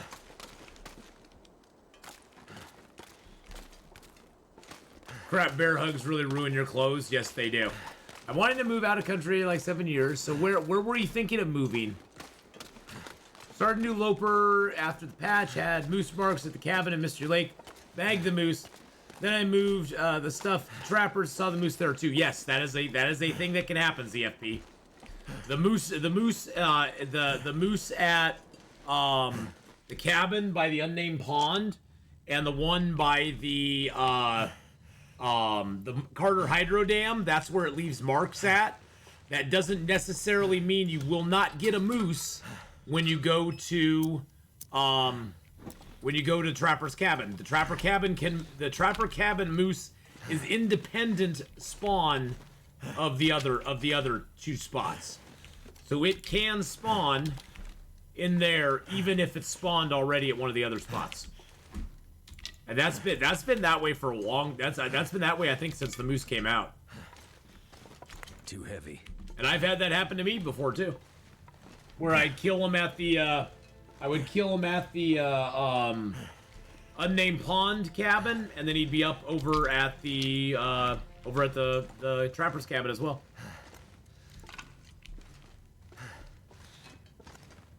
I missed a long shot and the moose despawned while I was going around a rock. I got my arrow and there were no moose prints. Oh, snap, so he despawned on you? Yeah, they do that sometimes too. Well, you're lucky you got your arrow back, ZFB. I had a moose who I shot like 4 times, maybe 5 times with arrows in Desolation Point. He ran. I couldn't find where he ran to, and I couldn't find my arrows. So I got no arrows, no moose. I was pissed. It's like, God damn it. Stupid frickin' moose. Running off with my arrows and taking them home as trophies.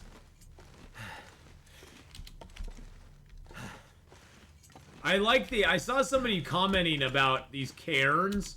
And they were like, you know, they should allow us to, like, you know, the ones that don't have their story written yet, they should allow people to, like, buy them. Like, have it, like, do a sale on them and go, hey, all the cairns that don't have stories yet, we're still gonna thank the backer. We're still gonna thank the backer on it. But the backer, obviously, at this point, has no interest in contributing anything to that cairn.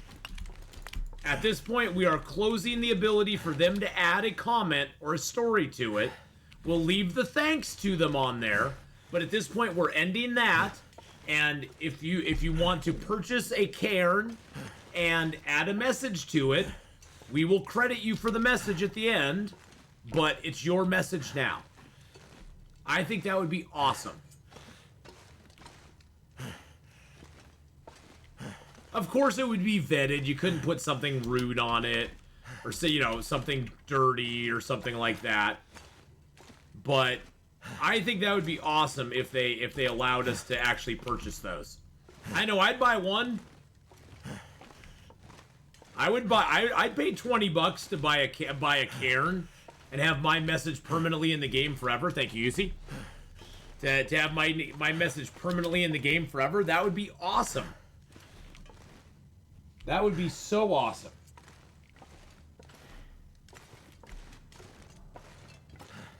Even or they could do it where they auction them off, you know? They say we have so many cairns and we're going to auction them. And we're going to auction them one at a time, and you could just do an auction on them all or something. I don't know. What would my message be? I'd have to think about it. I don't know what my message would be. I honestly don't know what my message would be. I would have to think long and hard on that.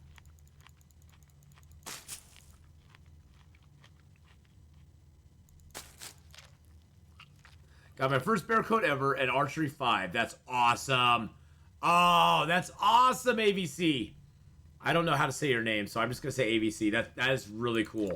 Archery 5 is so awesome to get because it just opens up the whole world to you as far as, like, ability to kill animals, because you now can crit easier. The ability to crouch while shooting your bow is amazing in and of itself.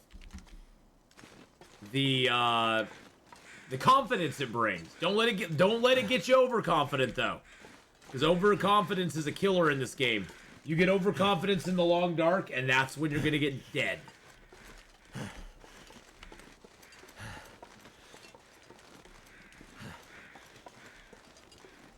Moose-eyed satchel, same day. Nice. Getting that extra 5 kilos is great. Yeah, between the technical backpack, the moose hide satchel, and the well-fed bonus, you got 3 beautiful things. And cabin fever. Oh, yeah. They do that. Cabin fever kind of sucks that way. Alright, boys and girls. Well, we are actually in the zone now.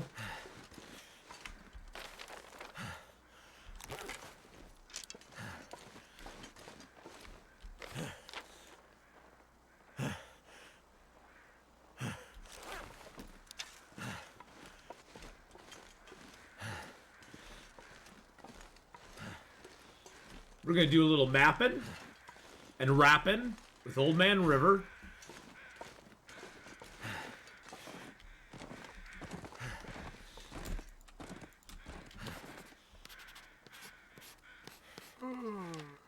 There we go. There's our little hilltop cave there.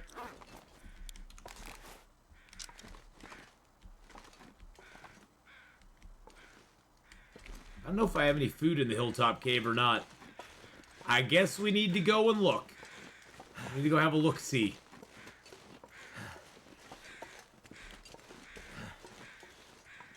We'll have a little looky-poo. There's another cairn over here. Let's touch it. Story's not yet written. Of course it's not. Of course it's not.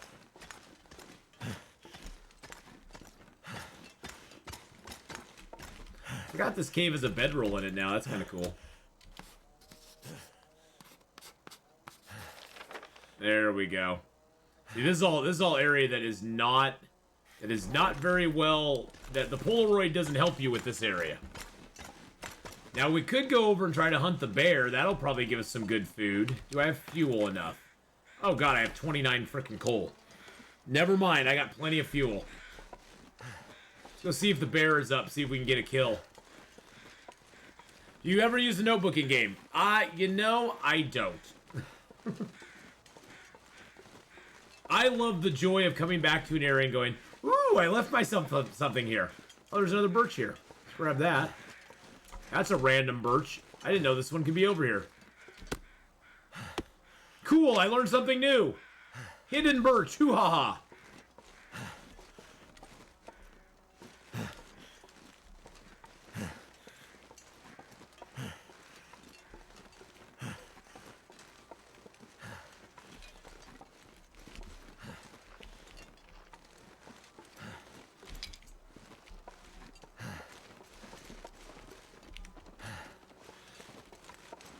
The bear usually is up over in this area. He wanders all the way from his cave, which is over here, all the way up to the radio hut. Cairn is a very bad thing for Chinese because they put these things up on their ancestors' tomb, and normally you can't. You can touch them once a year only. Really?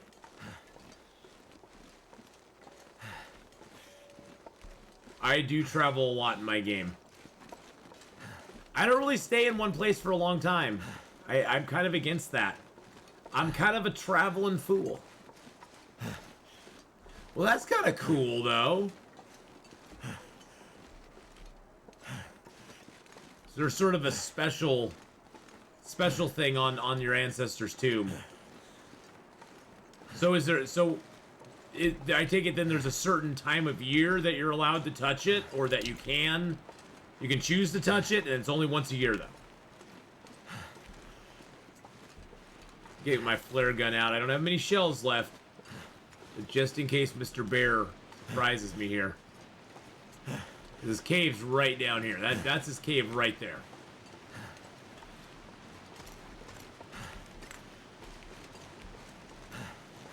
I don't even know if this bear is actually up or not. I guess we'll see. I don't see any footy prints. Actually, I don't even see any bones in his cave.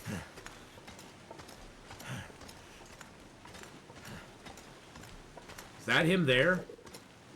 Oh, it's a rock. Okay. I don't see any bones in this cave. I don't think this bear's up. I don't know if he's up. In our culture, the thing which is below the stones is money for the afterlife sent to our ancestors. Oh, okay. Yeah, no, that's cool. You know, I think that's the thing I love about streaming on Twitch sometimes, is I learn things about the world that I would personally never have any. I would have no way to ever be exposed to it if I wasn't in the world, or if I wasn't like involved with you guys. I would never know any of these things. I just want to make a little fire. Make some water. Got our match. Got a stick. 100% chance. Boom. Boom. In this game, it is cloth, but in our culture, it is a yellow paper made by special materials. Oh, okay. I got enough coal. I'm just gonna build a nice big fire. That'll keep the bear away, too.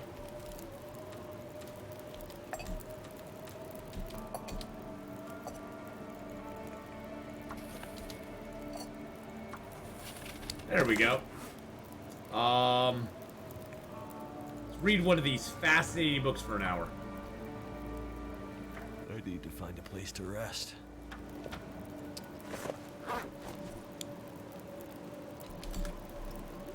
There we go.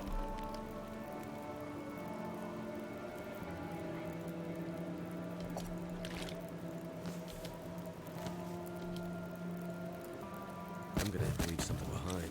Oh, shush your doodles, you're fine.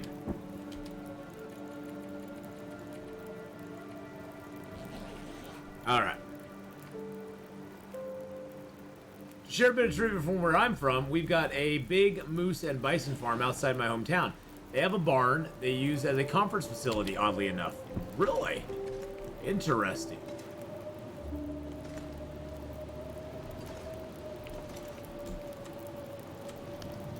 That's kind of cool. A big moose and bison farm. Oh, jeez. Big yawny. Oh, I don't know what hit me there. A lot of souvenirs from Sweden are adorned with meese. The meesy meese.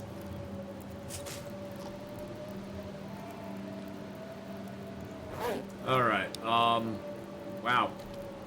Okie dokie. The fire is still going. That's okay. We'll add a little more coal. A couple more sticks, because we can always pick up more sticks. Let's read for an hour. Actually, let's finish this. Let's finish this book.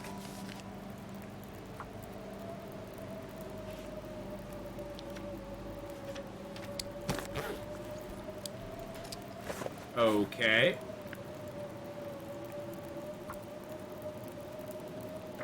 I'm waiting for the storm to pass.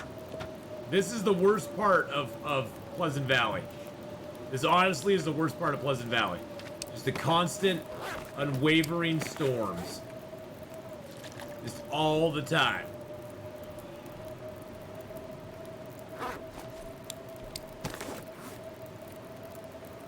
Well, hey, at least we're upping our revolver rifle firearm skills. And now we can work on our gunsmithing skill a little bit.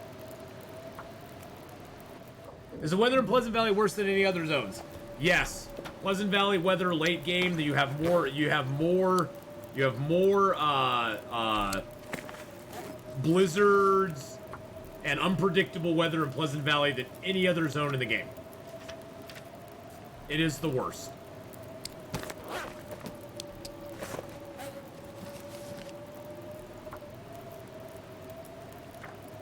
It's been a storm all day long. It's a 24-hour freaking blizzard. I think we just have to go. I wanted to map this up, but it's been a 24-hour freaking blizzard. And we're running out of food. I only have 5 cattails left right now. Bleak Inlet is not bad weather. It's very windy weather. Bleak Inlet doesn't have a lot of blizzards. It just has a lot of very windy weather. So it's very hard to start a fire and keep it going for any amount of appreciable time in that zone.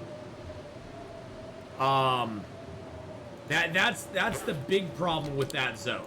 It's just Drop any of this gear. Oh, there we go.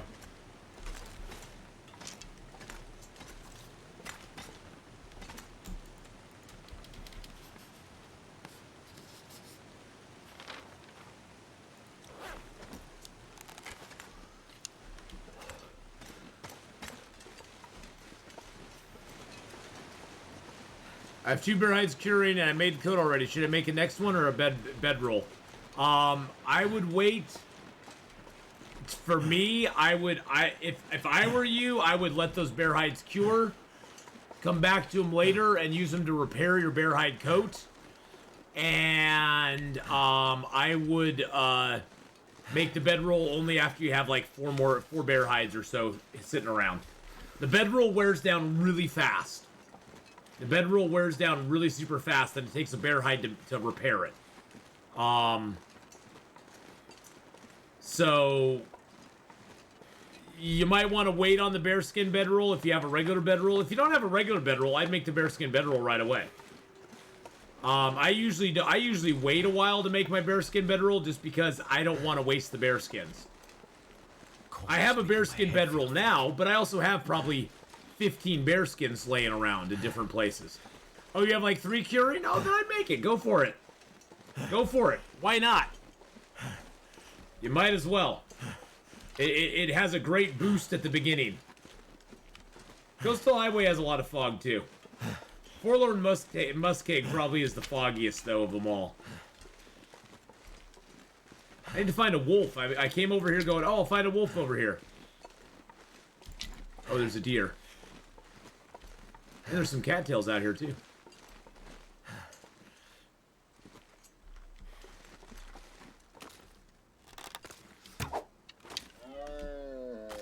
There we go.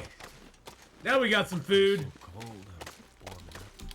Oh, shush-a-doodles. You'll be fine. You'll be fine. Now we got a little bit of food for us. We got cattails and deer meat. We're gonna make ourselves a cattail deer meat stew tonight. Grab my arrow. Aw, thanks, analyst. Yeah, I've gotten okay with the bow over the years. I've gotten pretty okay with the bow.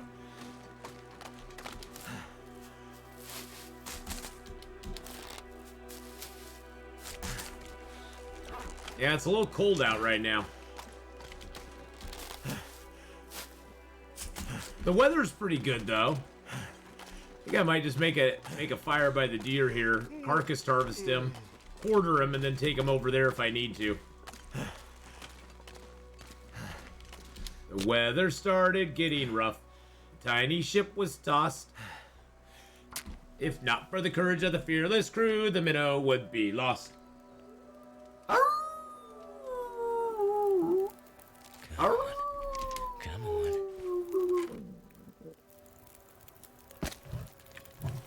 Did I ever take my...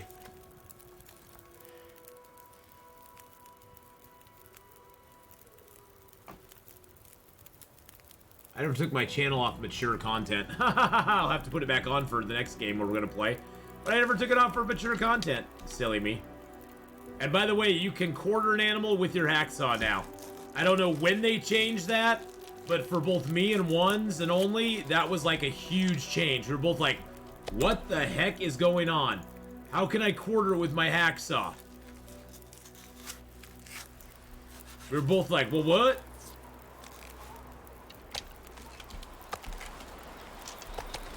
Uh-oh. The weather's starting to get rough now.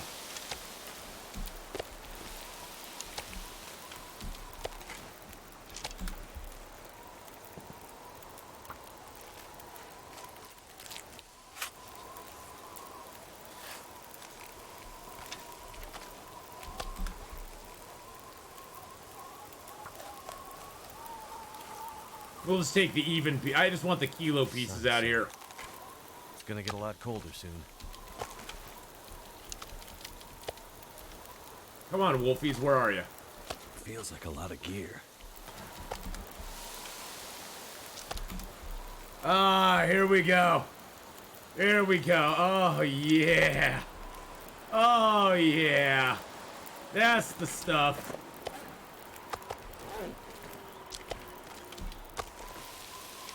I'm not gonna be able to carry this load for much longer.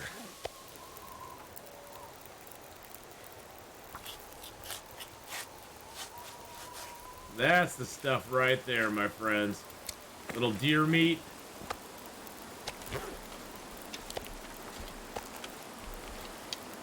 Really? None of the wolves are coming around.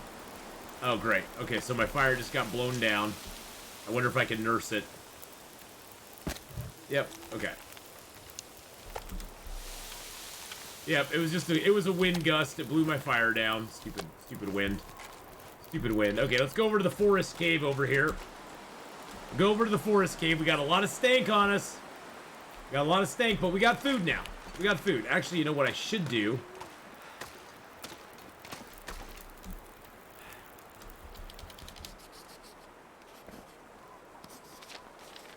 There we go. Did I ever loot the fishing hut? I don't know if I did or not.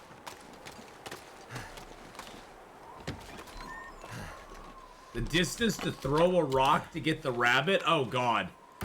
Just take long shots at rabbits. I never set out to get that achievement.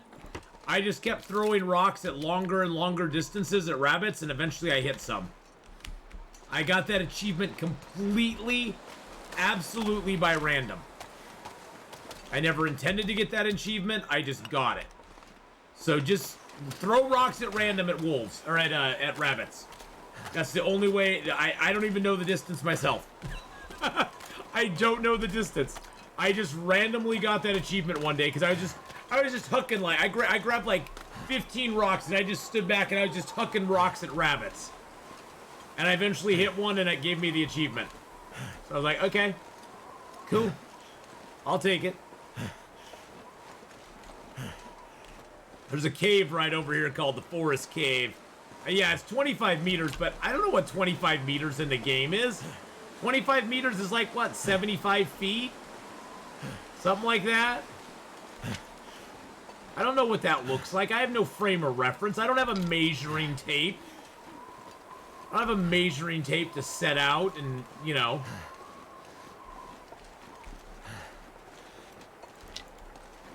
Maybe a couple wolves down here. I just know it.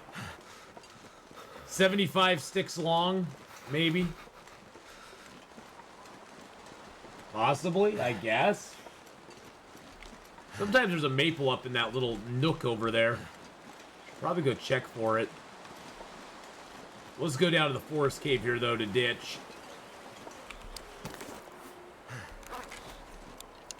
Not sure why I feel so tired. Probably because we're tired. Surprised we didn't get ganked by a wolf yet over here. Very odd. See, I haven't been here either yet.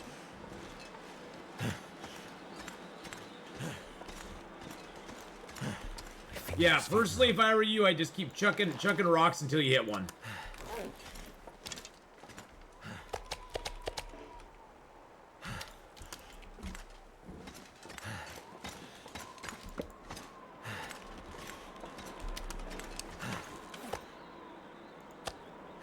That is your best bet.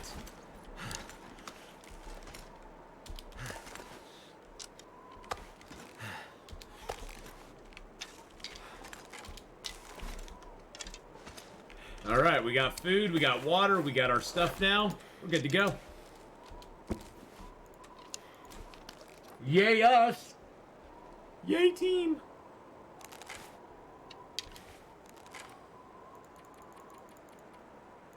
You got it! Nice! Woo!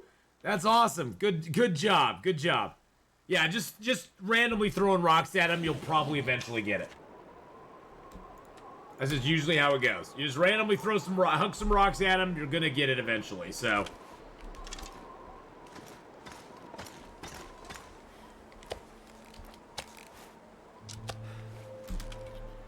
Yum, yum, yum, yum, yum, yum, yum, yum, yum, yum! Looks like a new day is dawning. Looks like a new day is dawning. Too much stuff to carry. Oh, shush-a-doodles. You are just fine. You have all these books you can burn. All these books you can burn and drop and stuff. I already read that one, so I'm gonna drop that, drop that. Drop that. Drop that. I'm just gonna read this one so I can drop it. I'm gonna read it, so then I can drop it.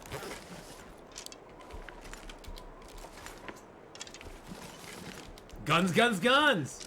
Boats, boats, boats!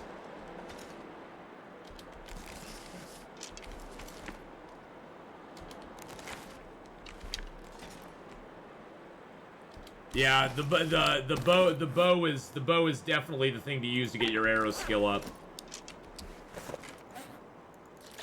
Just sniping rabbits, taking them out. Alright, so we got a candy bar in here. We got that in here. I want to check right over here. Sometimes there's a maple up in this little nook over here. Gonna see if it's up over here. Becky was one... I like Becky. Boats, boats, boats. Guns, guns, guns. Boats, boats, boats.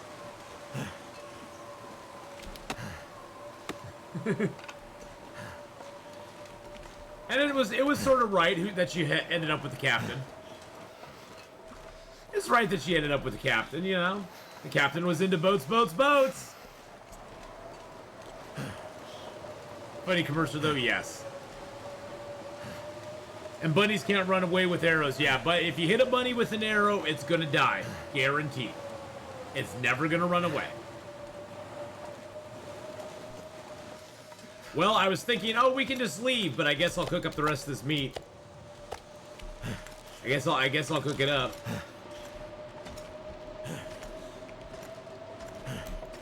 I always make the fire right on the line. See how it's warm? It's warm over here. It's getting kind of heavy. And it's cold over here. Warm over here. Actually, it's not even that warm in here. Jeez Louise. This is a really strong blizzard. I wonder what it's like outside. With no wind protection. Negative 88? That's pretty bad. Never felt so cold in my life. Negative 88? That's pretty cold. This cave doesn't keep you too warm, does it now? Alright, there's the line. I'll build the fire on the outside, so it's technically an outdoor fire.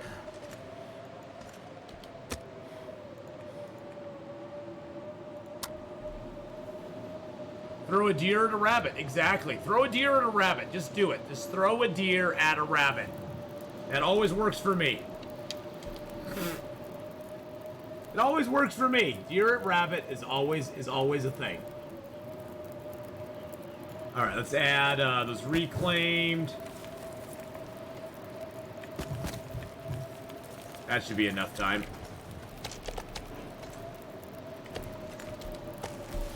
We'll make some water while we're doing this too. There we go. Make a little water, get a little food cooking.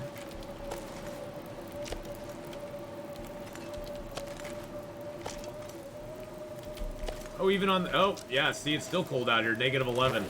All I have to do, though, is throw one piece of coal. Boom. And now I'll go up. But see, if I'm sitting on my side, it's positive 25. I'm over here, it's now positive 3. This is the cold part. But if you're in the cold part of the cave, the fire will last a little bit longer, too, I believe. So... And it will never get blown out in the cave, so... You can just chill out here. You can chill out here for a little while.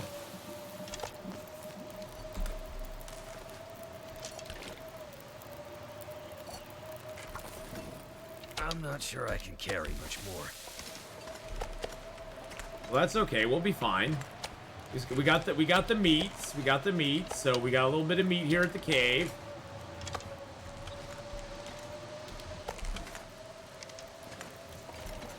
Did I map this cave?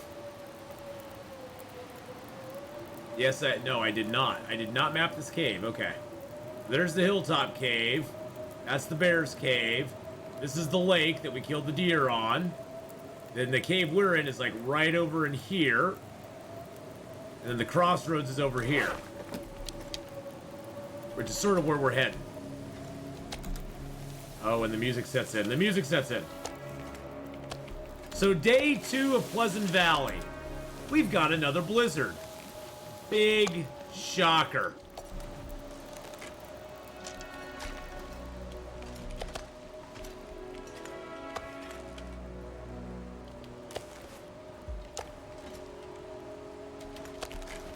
I know, it's a huge shocker, right?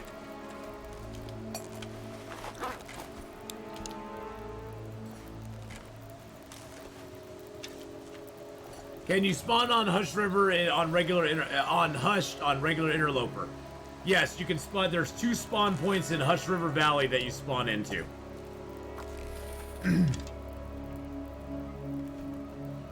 Yeah, Hush River Valley has 2 spawn points in it that you can spawn in. One is at the top of the river, top of Hush River, and then the other one is in a cliff that directly overlooks Hush River. They're sort of at opposite ends. You can start either way up here or way down here, and this one starts overlooking the river. This one actually starts in the river, and you go down it.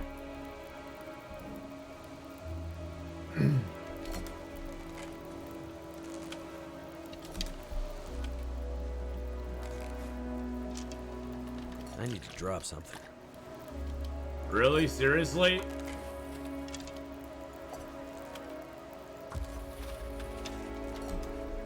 Pleasant Valley is a great place to start. Yeah.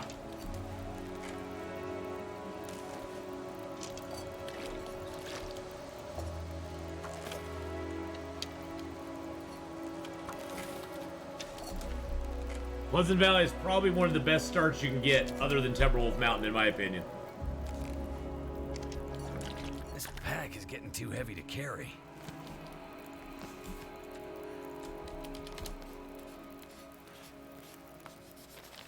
There's the cave that we're in. Alright.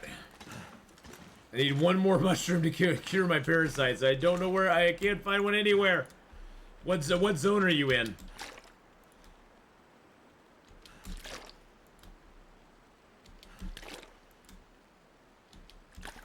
Mystery Lake? Walk with this much gear. Pop into either Winding River. You can go through the Carter Hydro Dam into Winding River. There's some mushrooms up on a hill in there. Or if you can pop over into Forlorn Muskeg, there's some in there as well. But yeah, Winding River is probably your best bet to get some mushrooms. You'll have to go. Ooh, big stretch. But yeah, the Winding River is probably your best bet. Or the ravine. You might be able to... Are there mushrooms? There's mushrooms in the ravine, aren't there? Or no, that's rose hips, I think. There's a bunch of mushrooms right by the dam. There's a bunch near the dam. No ravine mushrooms. Yeah, I was trying to think. But yeah, no, there are none. There are none. I was thinking the rose hips down there. No, a lot of mushrooms in the ravine. Took them when coming to Mystery Lake. Oh, yeah, yeah. Oh, yeah, on the other side of the bridge, there's a whole bunch. I would say check by the dam. I would say, let's see, I'm trying to remember where there's some more. There's some by the unnamed pond in Mystery Lake. So if you are here, the Trapper Cabin is here, the Clear Cut's there. The Forestry Lookout's here. There's Unnamed Pond, which is over. See this little river that's going down here? The Unnamed Pond right here has a whole bunch of them. I believe that right here at the beginning of the river, there's a few stumps with mushrooms on it as well. I'm trying to think where else there's some mushrooms. I think around that broken house, the deadfall area, there's mushrooms, or is that rose hips? I know there's one or the other. I think it's both actually. I think there's if you're at the camp office and you go out this way towards Trapper's Cabin, there's that little derelict house. I think there's mushrooms down there too. Mushrooms do not respawn, no. Yeah, there's mushrooms right there. See, there's mushrooms right there. At the top, if you're at the forestry lookout, you go to the top of the river. There's mushrooms right there. That's old man beard. That's at the top there. There's mushrooms right by the dam. Couple little backpacks scattered throughout. This was all done from mapping with a picture card. So those would be a couple places you could go check. Lycan does not respawn either. No. I was saying you can go forever on Interlope with just good maglens, but I never figured running out of natural medicine. Honestly, Ghostface Killer, you never will. Because once you reach cooking level 5, your chances of getting parasites are negligible to the point where you won't. And like right now, currently in the Carter Hydro Dam, I have 119 mushroom and rosehip teas. So I could never run out of them. Ever. Even if I got food poisoning, or not food poisoning, but intestinal parasites, like say I accidentally ate a piece of bear meat, I would still be able to go recover. I would never. I have enough back there to take care of myself. Because what I do, and what you want to do, is you want to drink them down to little tiny bitty bites, 0.01s with very little. You drink them early to get the calories and the water out of them, and you leave the last little bit. Because mushroom and rosehip teas, the healing effect activates when you finish it. Now, birch bark, coffee, and herbal teas, those you get more benefit the more of it you drink. So the more of it you drink, the longer it lasts, the more health it will regen, and all of that stuff. So those, you always want to drink as much as you can, as quick as you can. The mushroom and the rosehip, though, the healing factor comes at the very end when you finish it. So you can drink them early, hit escape before you finish drinking it, and keep a whole bunch of 0.01s around so you can carry a lot of them. And yeah, birch bark does respawn, by the way. Birch bark does respawn, so. Actually, the storm passed, so we are going. Gotta go. We're going. We're going. Bye! Bye! Bye! We've got to go, boys and girls. We've got to go.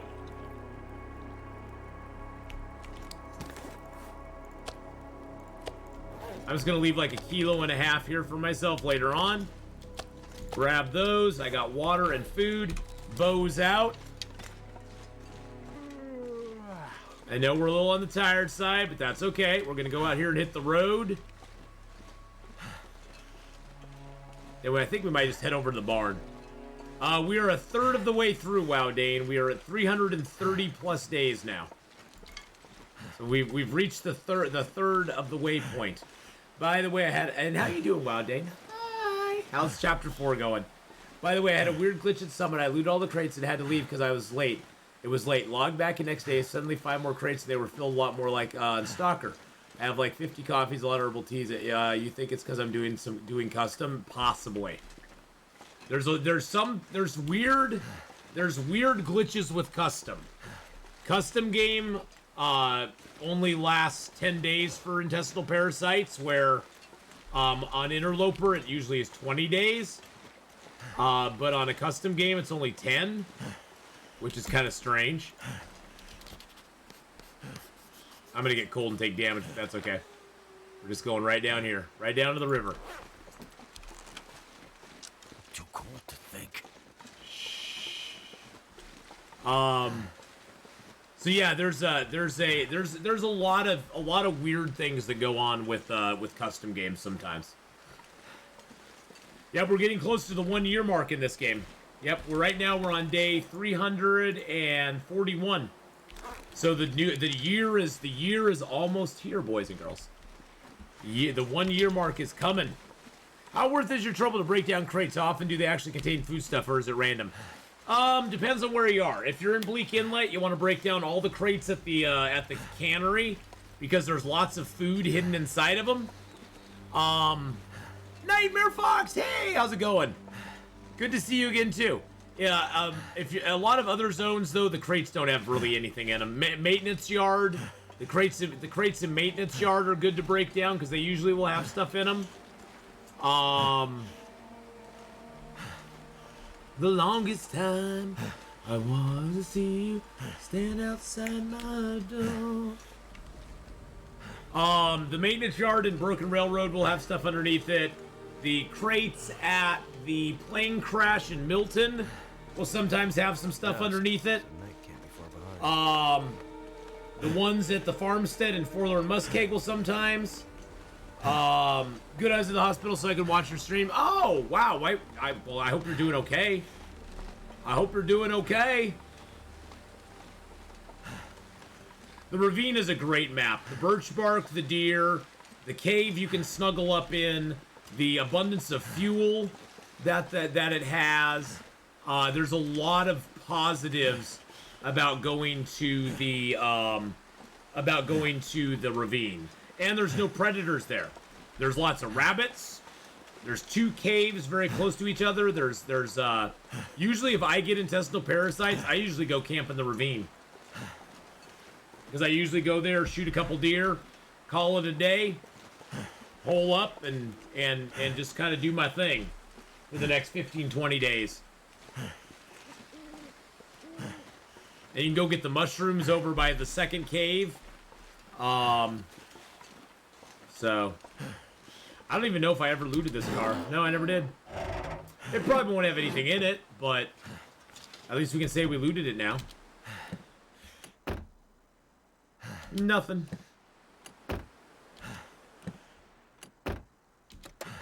Okay now, but was in a serious car crash? Oh, man. Good God, Nightmare Fox. That is like my worst nightmare. Getting in a serious car crash. Not that I would be the one who caused it, but man, I like how everybody has something really good in them and something really bad at them. Yeah, you know, really that I think that's probably the biggest disappointment I've had with both Blackrock and Bleak Inlet is that they have good things in them, but they're not necessarily good things for interloper players. They have good things for, you know, players who play on game modes where you can use ammunition and recraft ammunition. I think that was a great addition to the game. I'm gonna need to rest. But for me personally, I don't play where I have any ammunition that I can craft. And for me, I would appreciate it if I could find ruined guns throughout the world, take those to Bleak Inlet or to Blackrock, and make an improvised firearm that I could make a little bit of ammo for, and that would be it. So I could actually have a gun with maybe 5 shots that's going to break after that, but I could actually craft something. That would give me incentive to do it. That'd give me something fun to do. Since the recent patch, have you noticed the game being smoother or faster? Not really.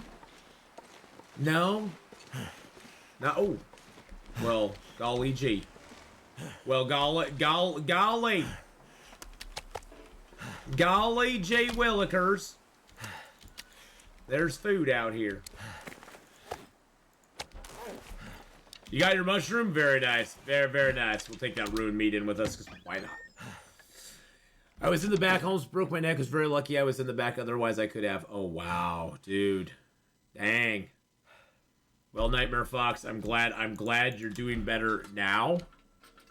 Like I said, that's like my worst freaking nightmare. My worst freaking nightmare. Have that happen. There's charcoal right here. Charcoal right there. Hey, look, we got some water. Hey, look, there's some water here. Who was that nice person who left us some water here? You know, we could probably... I don't know if I left a... No, I did not leave a toolbox up here. I was gonna say, we could make some arrows up here, but I didn't leave a toolbox. Got a spray paint can. Was there anything here I couldn't open? Nope, I got all those opened.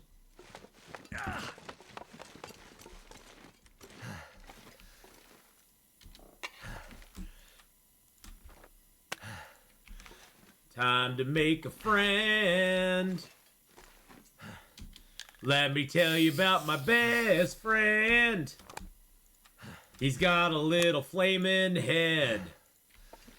'Cause he's really awesome and his name is Ted. We're gonna go ahead and spray paint him on the wall. Actually, let's give him some muscular arms. This guy is very strong. He's very strong.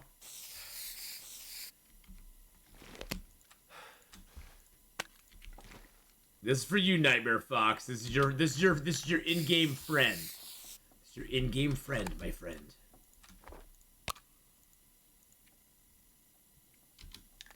There we go. All right, there we go. We got a little friend. The nice thing about this place is you can always sleep in the truck. See, look at our friend. Look at him. He's just looking over us. He's looking over. He's watching over us, boys and girls. He's watching over us.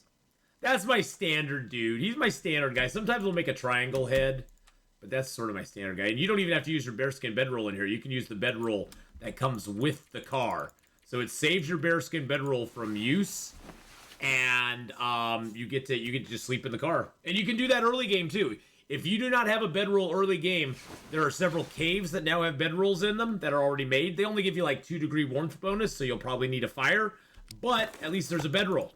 And every car, every truck that you can get into also has a bedroll built into the thing, and so you can utilize that and still sleep, and you don't have to worry about, not getting arrested or anything. So, all right, well, boys and girls, it's that time. We've been doing some Long Dark this morning. We will be playing this specific character again on Monday. Monday, we'll be returning to this guy, and we're going to be exploring Pleasant Valley, spending time in Pleasant Valley, and doing all sorts of fun stuff in Pleasant Valley. We're going to be mapping it a little bit. We're going to do a little bit of map making as we go. I don't even think I mapped the barn yet. No, I haven't even mapped the barn. There's a barn there, but that's not the barn, is it? Is that the barn? Hold on a second. I got to map this real quick. It is time for some Days Gone. Yes, it is. We're gonna switch games, and we're gonna switch gears too, boys and girls, because I've been playing a little bit of Days Gone, and I've been having a blast with it. Oh, there's the barn. Interesting. I've been having a blast with Days Gone. It's a very, very enjoyable game. First, Ath, you're the first thing I watched, and if Games is on, I'll watch it. Oh, don't worry about it. Don't worry about it. Isn't Games on right now, as a matter of fact? I think Games is on. You should go over and say hi to Games. I'm sure he's like, what happened to Nightmare Fox? I think Games is on right now, isn't he? I think he's doing some stream loots. Oh, and Stylezak's on. I need to stop by Stylezak's channel too. I think Games Love is on right